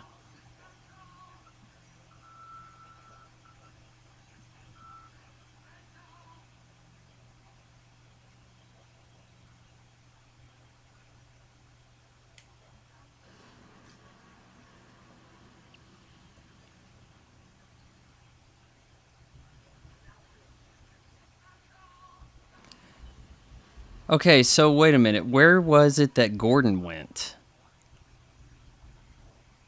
Wasn't Gordon going to Dent? That's what I thought it He was. said, Did they change their? yeah, that doesn't make any sense, actually. You can't have that explosion twice in one location. Because Batman says, I'm going to Rachel. Okay, fine, we got Dent. No, wait. Batman lied, he went to Dent. We should be there too. But If evidently he Gordon went made to it there at the Rachel's. same time, maybe he would have made it there in time to get Rachel out. The cops should arrive just as fast as Batman.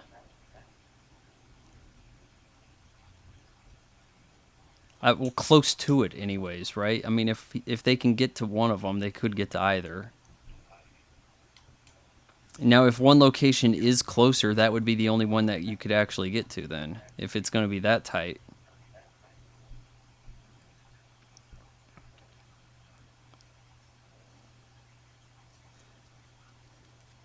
What do you think of the job they did as far as CGI on Harvey Dent's face, particularly in comparison to... Okay, so it's Batman picks up the coin, but then somehow that coin has to get to Harvey Dent, right? I think it's when Does he send it to him? he stops. They're right. Yep, right there. He gives it to him.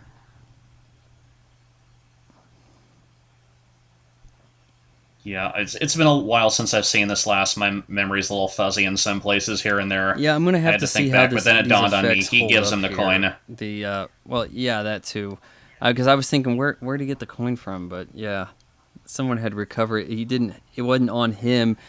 For some reason I was thinking that the coin was on Harvey Dent, and it got burned along with him on that This side. had to be a shocker to a lot of people in the audience, myself included. I did not see that coming at all, that they'd kill off Rachel.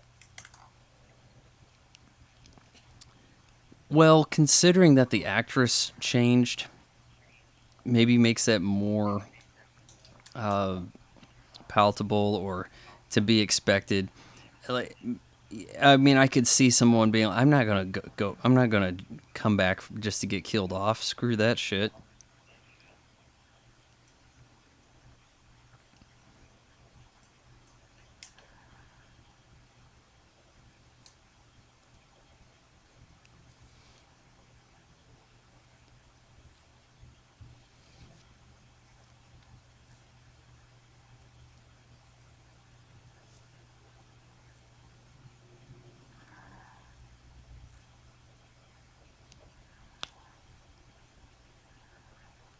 And now here's Alfred overstepping boundaries.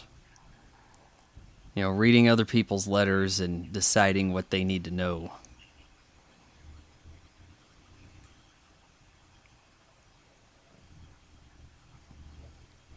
I think they did a pretty decent job with the effects here, if I recall correctly, especially in comparison to Tommy Lee Jones, where he has very much a mutant type face, whereas this is damaged, burn victim, decay look.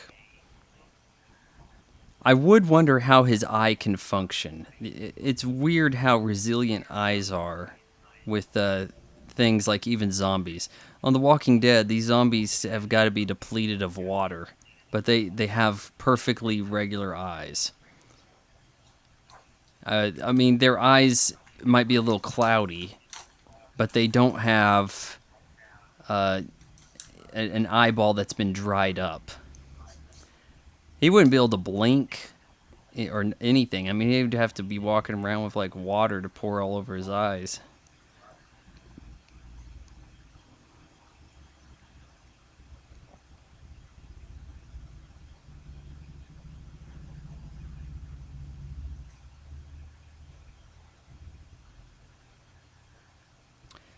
Refusing to accept the skin grafts.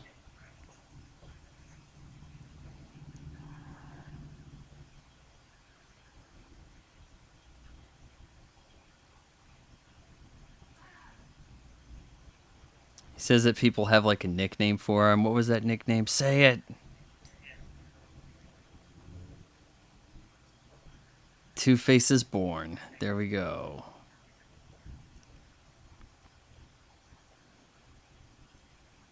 Makes sense if he's an attorney.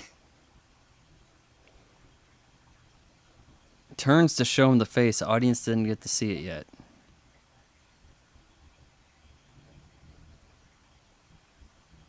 It's kind of like they do a Phantom of the Opera thing here.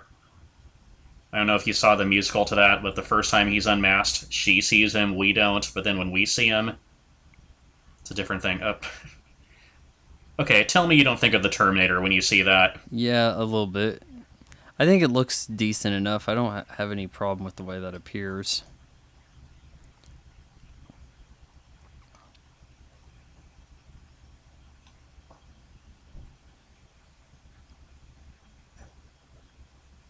Shouldn't he be in a wheelchair? After that fall, I'd think so. They say this was, what, 68 million?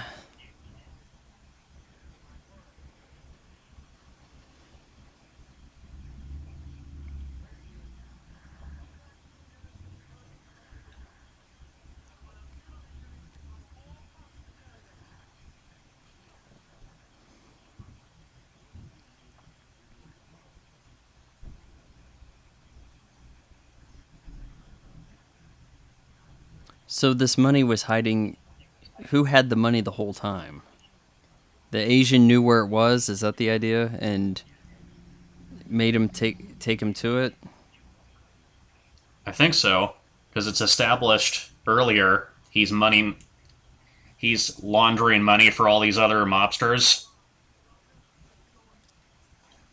And who knows, maybe quite a bit of it is from the bank heist earlier, right? Like at the beginning. Oh, it can't be But that either much. There wasn't.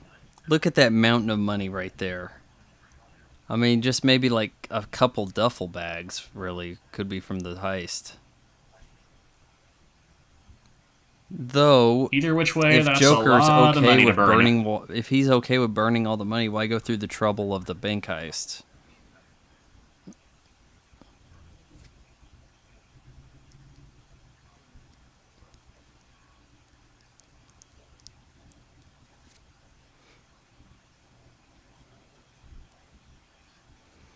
Why would his men work for a guy who isn't bringing in money?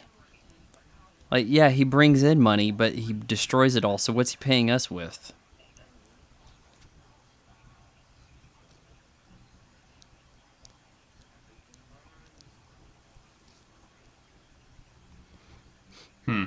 Not only are you going to have a short life expectancy working for the Joker, but you're going to be broke. I don't think they have a retirement plan.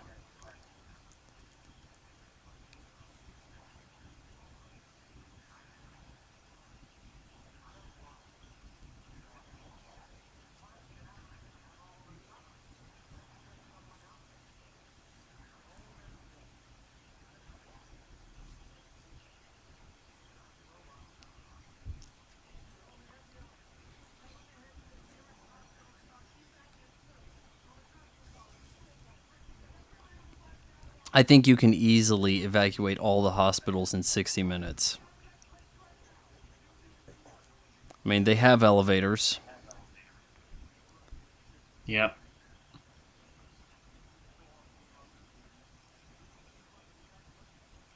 I don't like that name either, Bat Pod.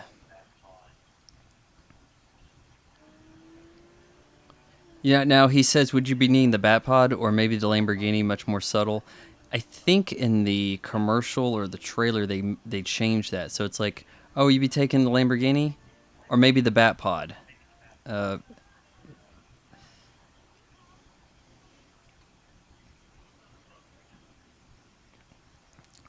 Awkward moment coming up here where we have Heath Ledger in drag as a nurse who I don't know who he thinks he's fooling as a nurse walking around with the face paint plus being a guy dressed up as a woman.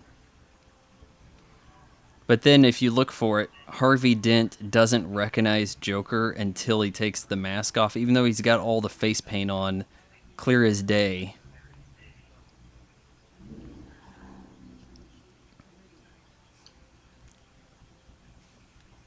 He's armed with a gun. All he had to do was say, just stay quiet. But still, even with all that evacuating, that's pretty easy to get through hospital security. Yeah, maybe the trick is the mass evacuation is what gives him the chance to get into the hospital to get Dent. You know, why else pick a target of a hospital other than to get to Dent, who he knows is going to be at a hospital?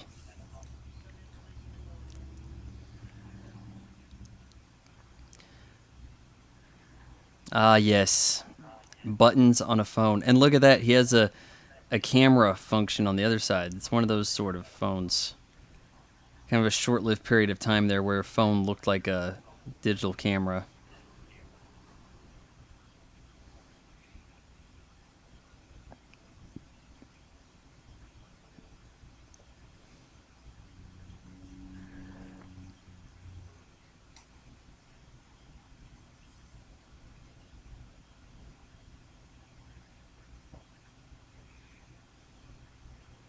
Look at this. He's looking at him.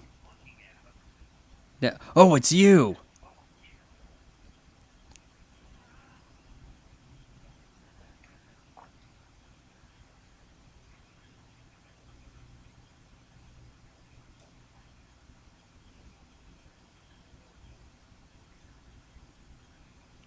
Look at that. He has like this Harvey Dent election sticker on. I hadn't noticed that before.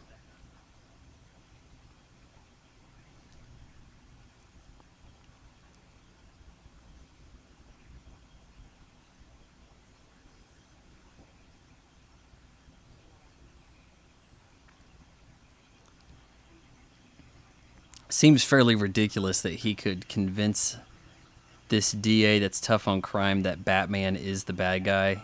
Let's work together. I mean, if anything, hasn't his actions made him hate the Joker more? You'd think. But he's like, I'll just talk to him for a minute and convince him otherwise. But it's like Harvey's so far, shall I say, out of it. He's just fuming with You know, he rage. could be on a At whole the. lot of pain medicine that he can't Uh huh. put shit together.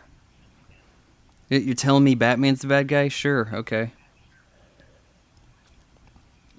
Just keep this drip coming and I'll believe whatever you say.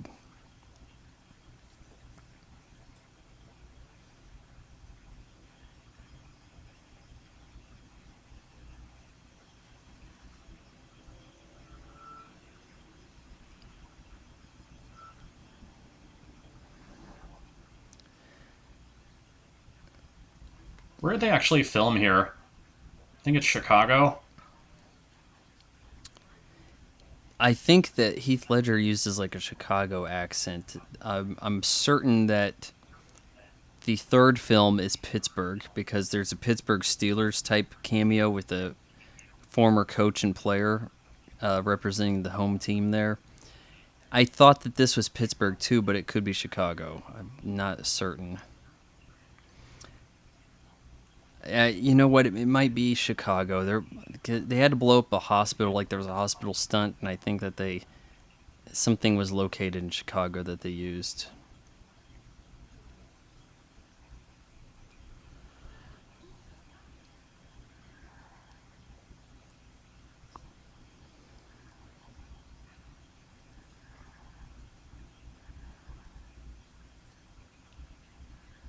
People are saying on the internet that Joker's finger is actually over the hammer, so if he pulled the trigger, he could stop it.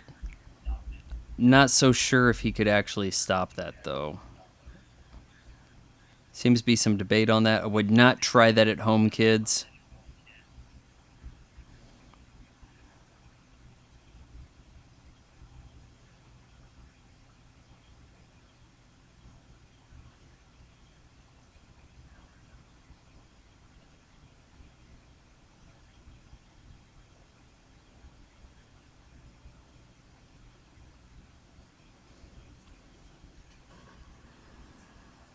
Crooked cop.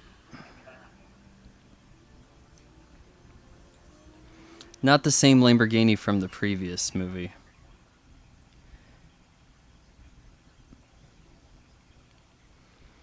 He had a roadster in the last one. That's how he was able to stack the gals on top of each other.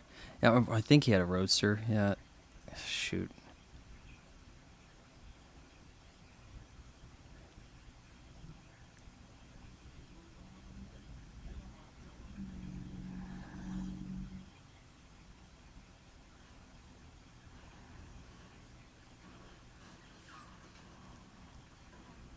This was like a one attempt shot here. They had one chance to get this.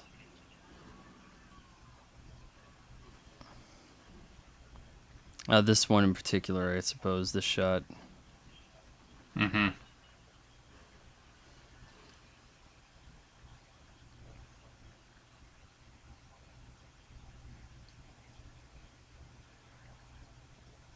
I don't think this was planned, too. See how Heath is, like, playing with the remote a little bit? Like, it didn't blow. Oh, there it goes. No, I think there was supposed to be Maybe some that's how it element happened to on it. set.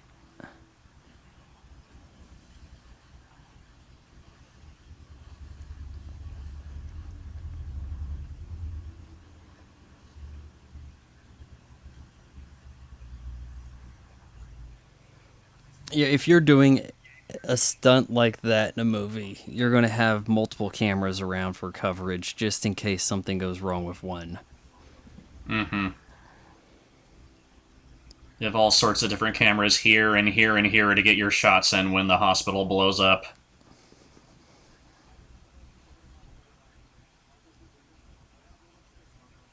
Not just for This safety reasons, Ramirez, but she is in a lot of scenes for someone who really doesn't talk very much in the movie.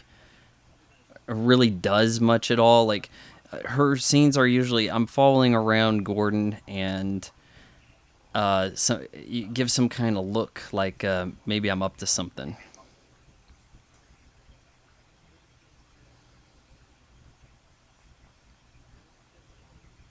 Oh, I forgot that he captures Anthony Michael Hall.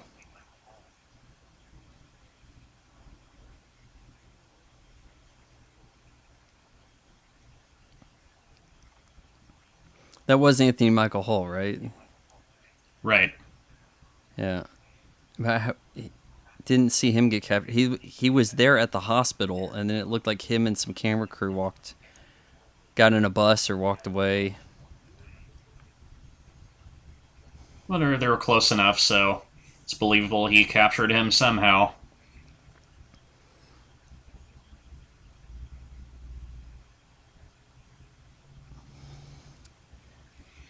This just makes for confusing here. Whatever they're doing with this cell phone triangulate sonar stuff.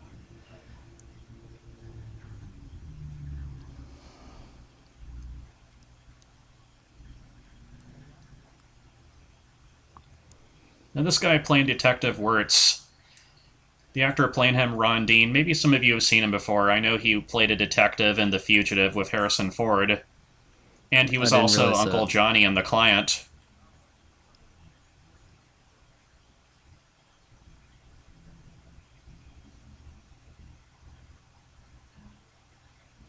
half dead, huh? You know what? It's not a spot on realistic thing, but it's good enough. This gimmick thing here suffices.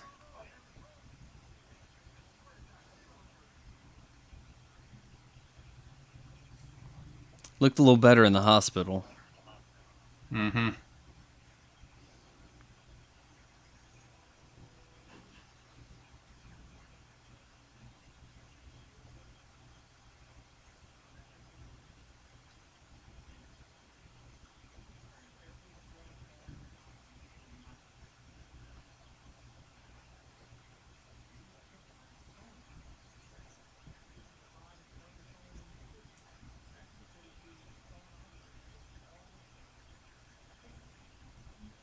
So there's too much power circulating around, so what are they trying to home in on here?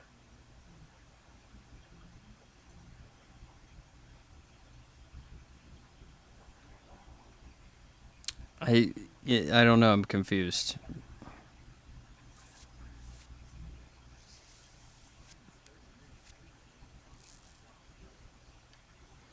$30 million people. What's population of New York City? Way less than that, right? Oh, half?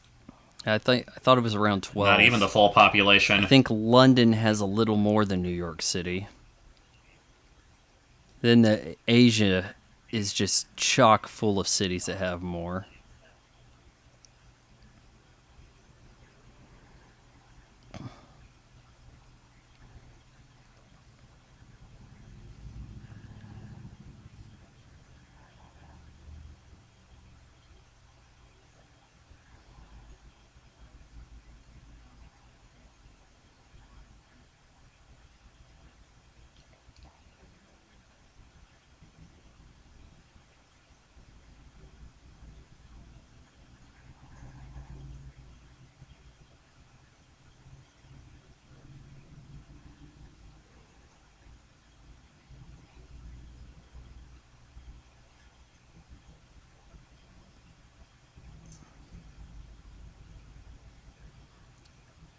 Okay, so the threat had something to do with the bridges and tunnels, right? Because they're closed.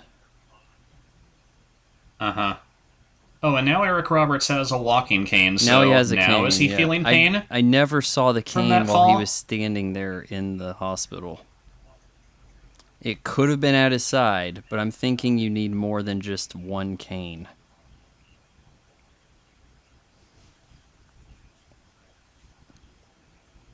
I kind of like this scene because he's like, "Look, I'm gonna do the thing, but then I'm gonna cheat." Well, he doing this to everyone involved, or who he had doubts on.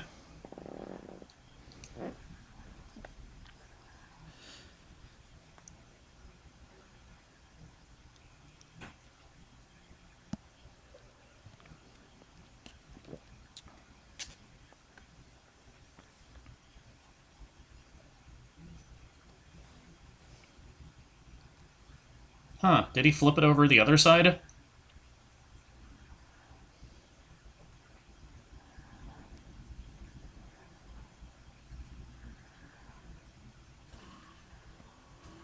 We don't see the driver get shot, but there is an assumption of where that bullet went.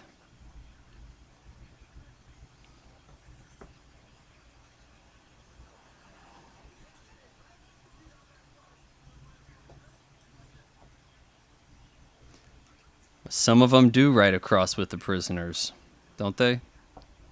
Mm-hmm. And they only have two ferry boats for all these people? Well, that's gotta be some big ferries to fit that many people. Yeah, you can't evacuate 30 million people with two boats. Like, can you imagine if this sort of thing really happened?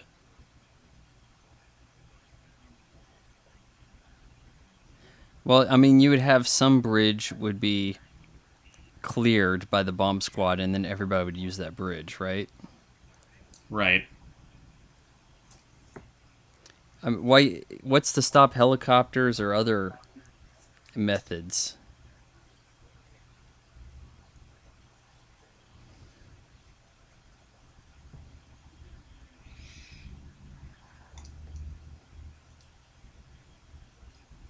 I think that was Tiny Lister playing that It is, yeah. black prisoner right there. Remember Zeus from WWE? Yeah, he was in No Holds Barred. Yep. He was a prison guard in another Eric Roberts film, Runaway Train, 1985. Had a tiny little bit there with a scene with Eric Roberts. How you like that, WWE fans? The human wrecking machine himself, playing a prisoner in The Dark Knight.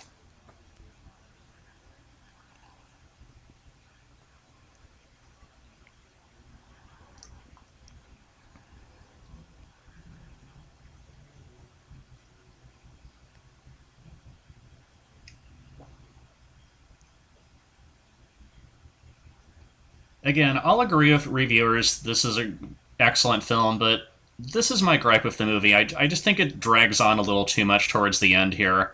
We got all this action going on where they're trying to evacuate citizens. Batman and the police are working together. Harvey Dent's going on a Yeah, rampage. there might be They're trying to take down the Joker. too many There's just angles. this is the my main gripe with the movie. It just drags on too much towards the end. Yeah, well, In fact, the more I think of at it, one point, it's like we want to find out who Batman is. We want to kill Batman. We want to change Harvey Dent. Now Harvey Dent's going to have a mission of vengeance. Joker's still doing his thing. Joker comes up with a game to play with people.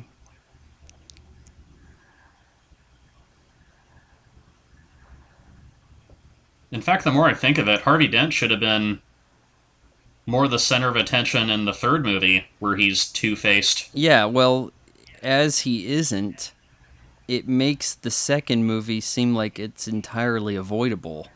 I would think that if one were so inclined, they could watch Batman Begins, then The Dark Knight Rises, and miss very little in between the two. I mean, at the start, you have Batman retired, but I don't think that the injuries sustained here or what happens here is what makes him retire. If anything, Batman would be fighting harder.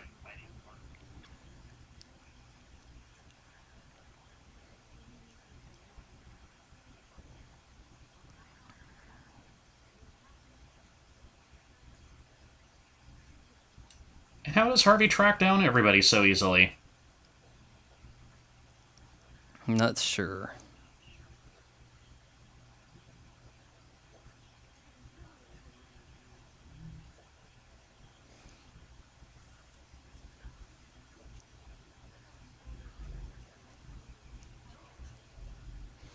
They had an animated anthology that came out alongside this as like the Animatrix for the Matrix, and it expanded on her character a little bit more, explaining how, and I think they had the actress from this voice the character in the animated snippet. Kind of, I think it showed of her mom having hospital bills and the like.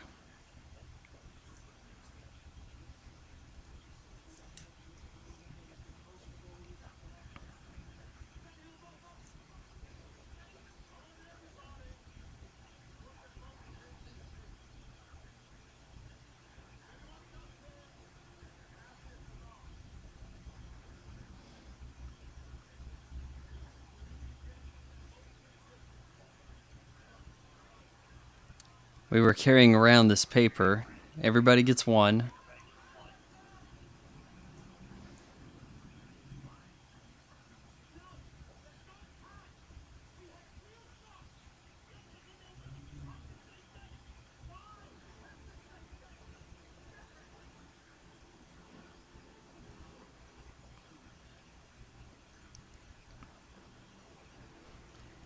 Dent's not in there.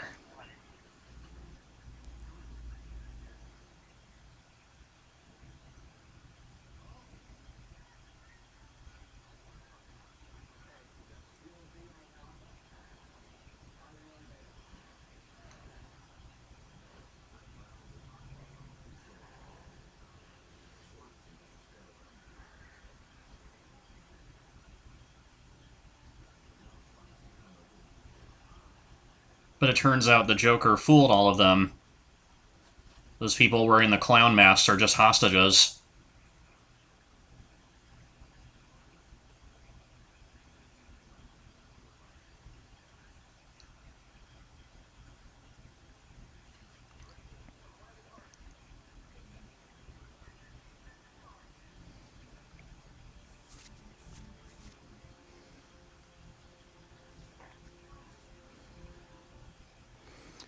As much as I don't like the what's going on there with the explanation for the sonar and what. Oh, so Anthony Michael Hall survived. Okay.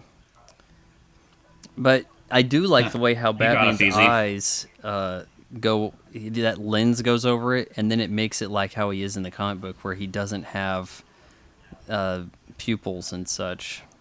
He just has like this big white space, like Deadpool.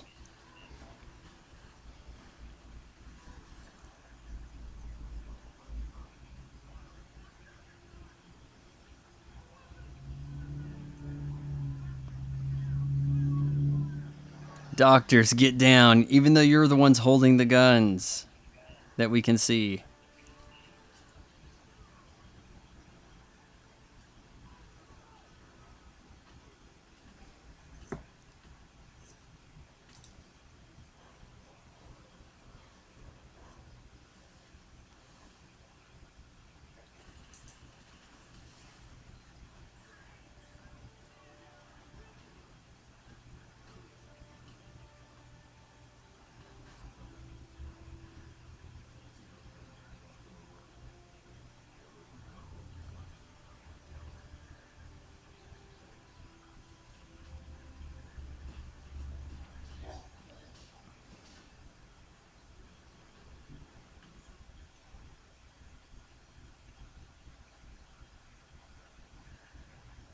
So the majority voted to blow up the other boat.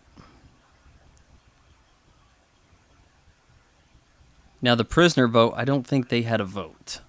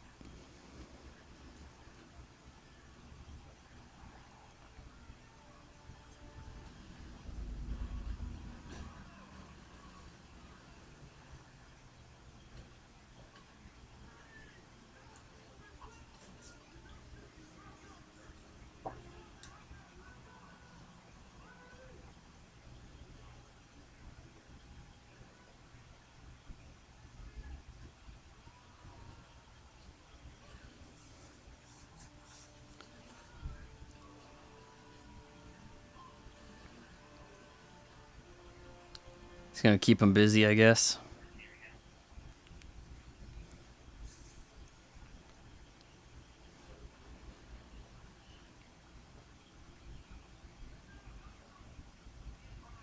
Perfect location for him to use that grappling hook. An unfinished building, you could really climb through that easily. Uh huh. Does he kill these dogs? Let's see. Oop. That one goes off the side. It's got to fall to its death.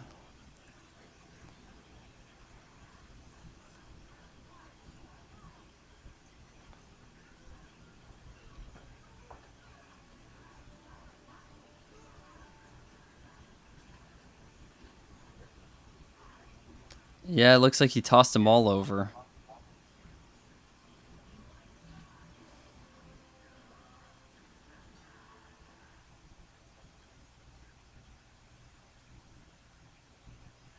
Now, I think you're supposed to think this mean-looking guy here, he's got the scars, big convict. He wants to blow up the other boat.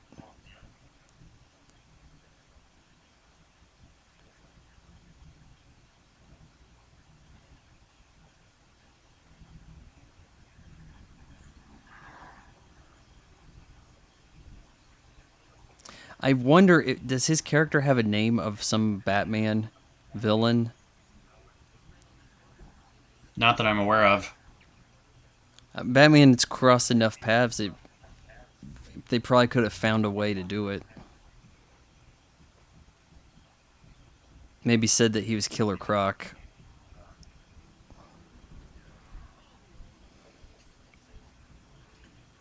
They're doing so much to tease the audience here and set up tension. It's like they're racing against time. Batman's facing off against Joker, and then the people on one boat are debating, should we blow up the other? Yeah, it's a little like the Return of the Jedi, where you have several fights going at a time, and it's cutting between where the action is. I mean, it doesn't make it boring, but it is a lot to take in.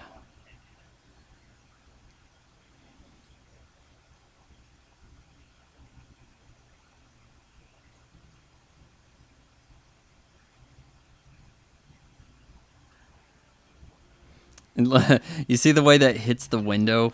Like it's not a clean out the window. It could have comically fallen down inside the boat. Yeah, it smashed that window glass awful easy.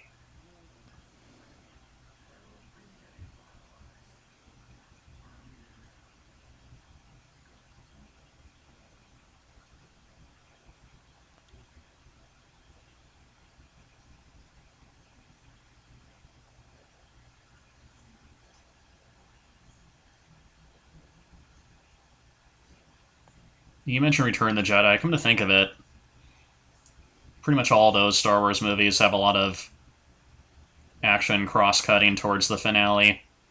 I mean, at least it services the story, but at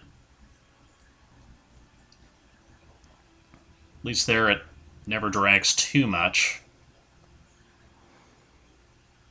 I mean, it does here too, but like I said, a lot of this they could have reserved for the third movie. They would not have scenes of these people on the boats deciding what to do in a Batman movie without it being intercut with Batman doing stuff.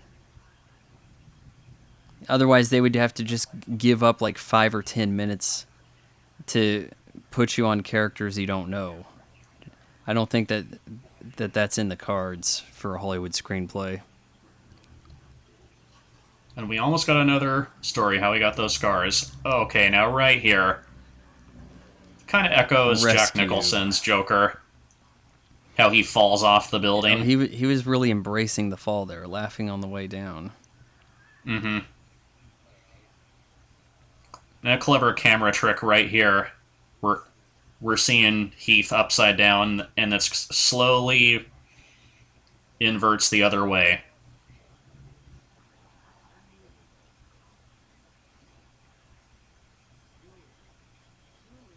See, we rotate. It means his world's about to be turned upside down. Mm-hmm.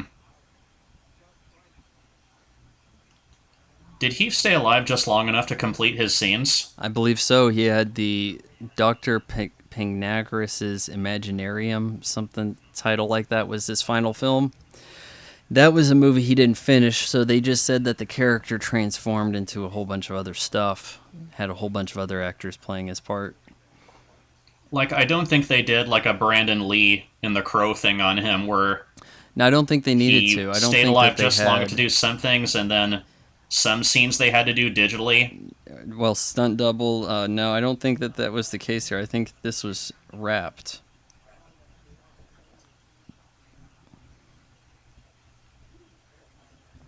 Did you ever see that one, The Crow with Brandon Lee? Yeah, it was all right. Some people, I think, kind of talk it up a bit much. Brandon Lee had a lot of charisma to him. He probably could have been a pretty big deal.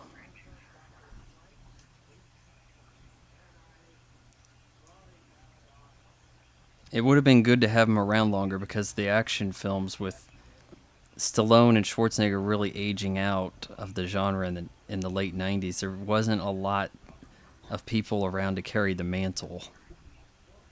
Mm-hmm.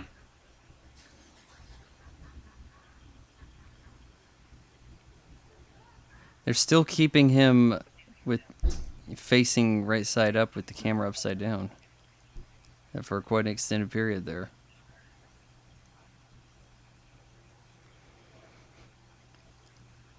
I'm sure they could easily do that with a camera trick.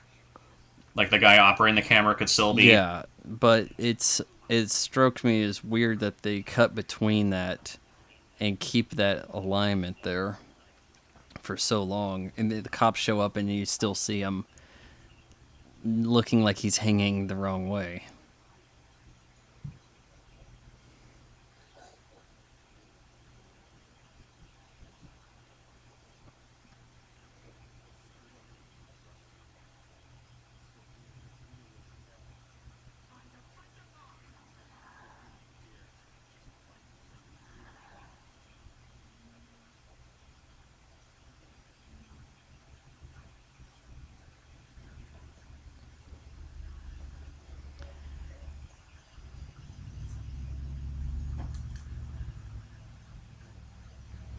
So Gordon's logic is that they were going to give up on Dent.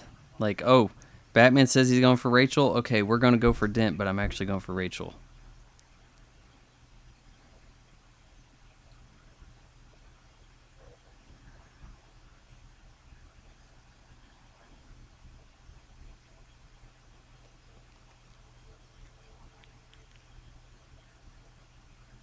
Look how his clothes are burned too. He put him back on, I guess. He just thought, you know what, I'm going to get my suit back on.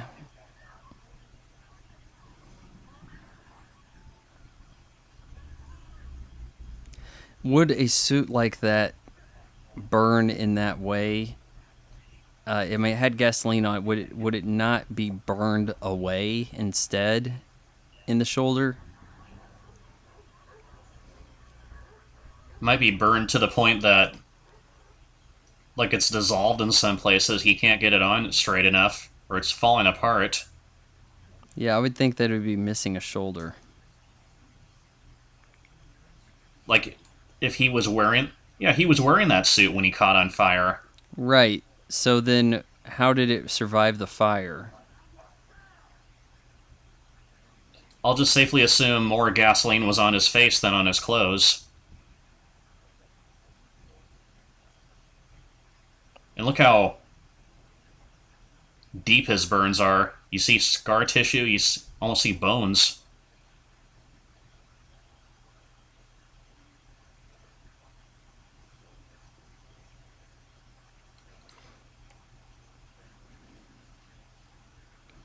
I can't tell if that's a tendon or supposed to be a bone in his jaw that has kind of a bone shape in him near his mouth.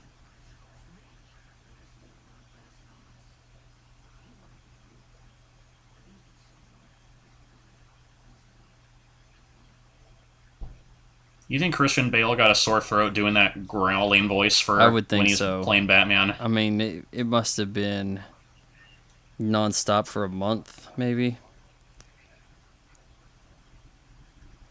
I know when I do some of these kind of impressions along those lines, even for a few minutes, I'll be sore throat for hours the next day or so, maybe even a whole day.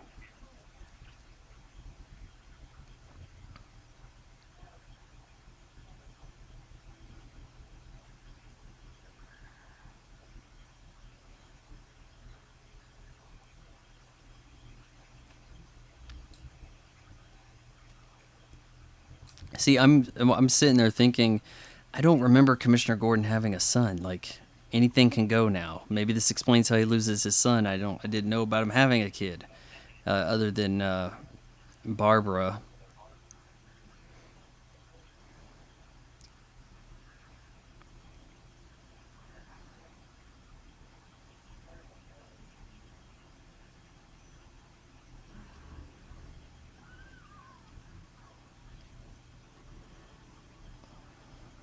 Was that the silver side up? Yes, Or the but shard side? he didn't.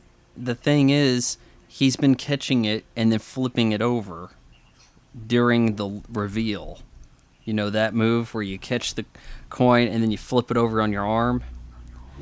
So I suppose it would have actually been the charred side.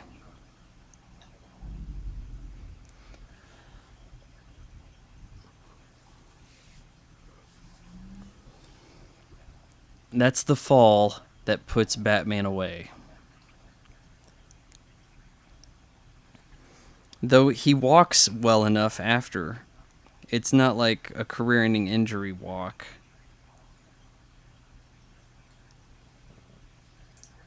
If he could survive a long fall onto a car, I felt like he fell much further, he could too. probably On survive those. this. That's like off skyscraper.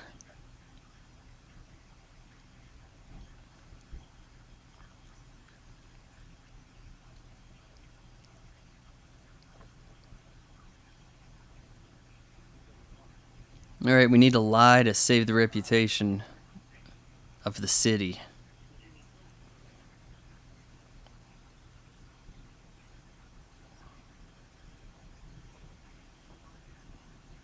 Bale's mouth makes some weird shapes at times.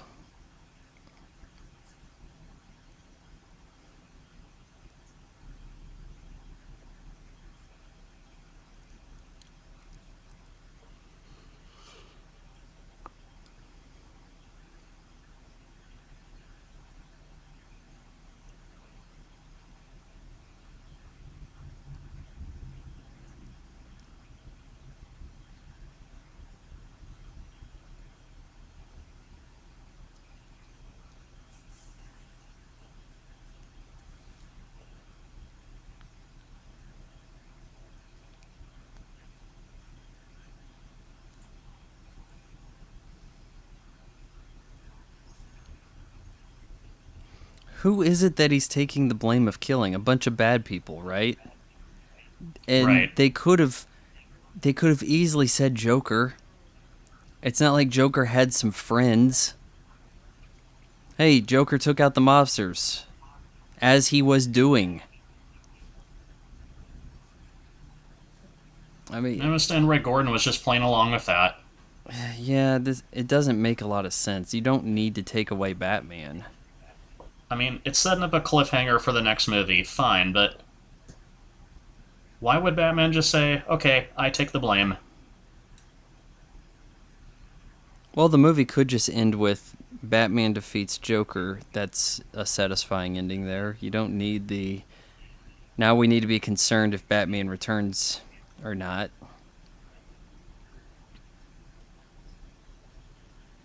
And then, of course, Morgan Freeman here has got this deal where it's like, I won't have any part of this. Well, when you're done with the machine, enter your name, and then it destroys the machine, so that way he doesn't have to leave the company.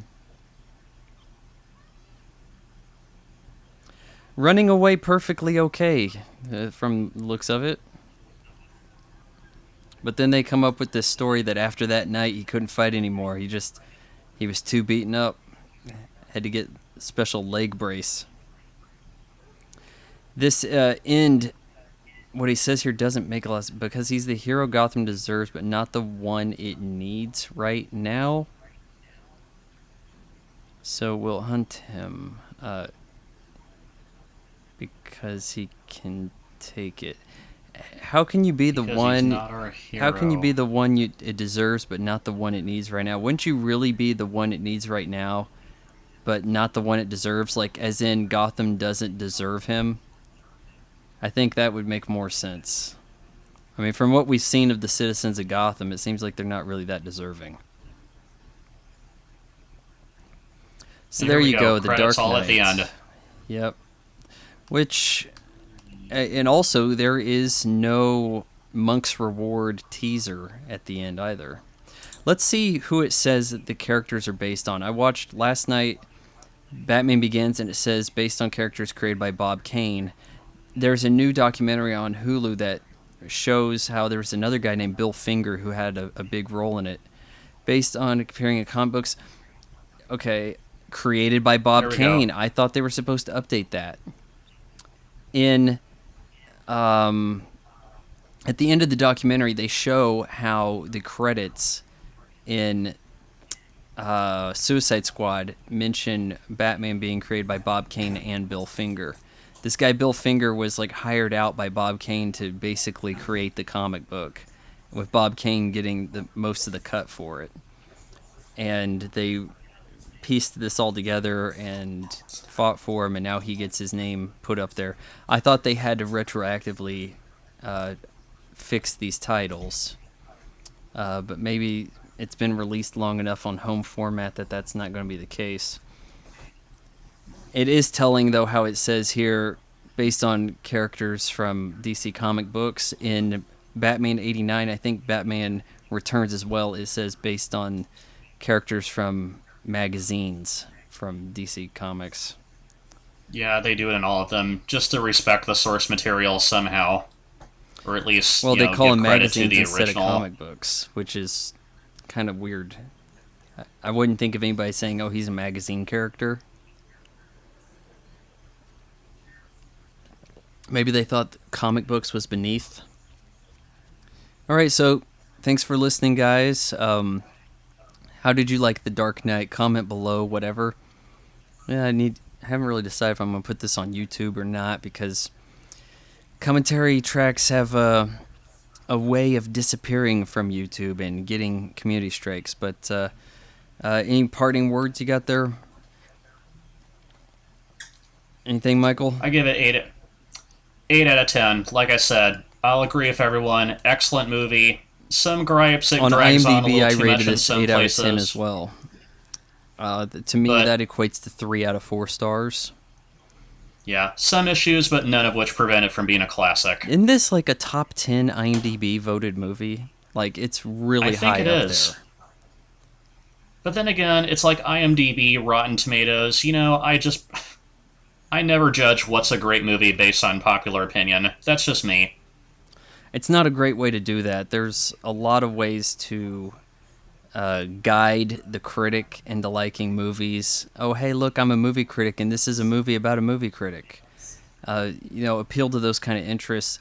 It's different when you have a movie that's very old that ranks high on IMDb, because now you're thinking that doesn't have marketing hype since the creation of this website to kick it up a ways. I mean, when this came out, it was like, it might have been number 1 at one point on IMDb for maybe a brief period. It was very high up there. Has probably settled to wherever it's going to stay for some time at this point. All right, well, that does it for me. Thanks for listening, guys. Thanks for joining me, Michael. Adios. Bye-bye.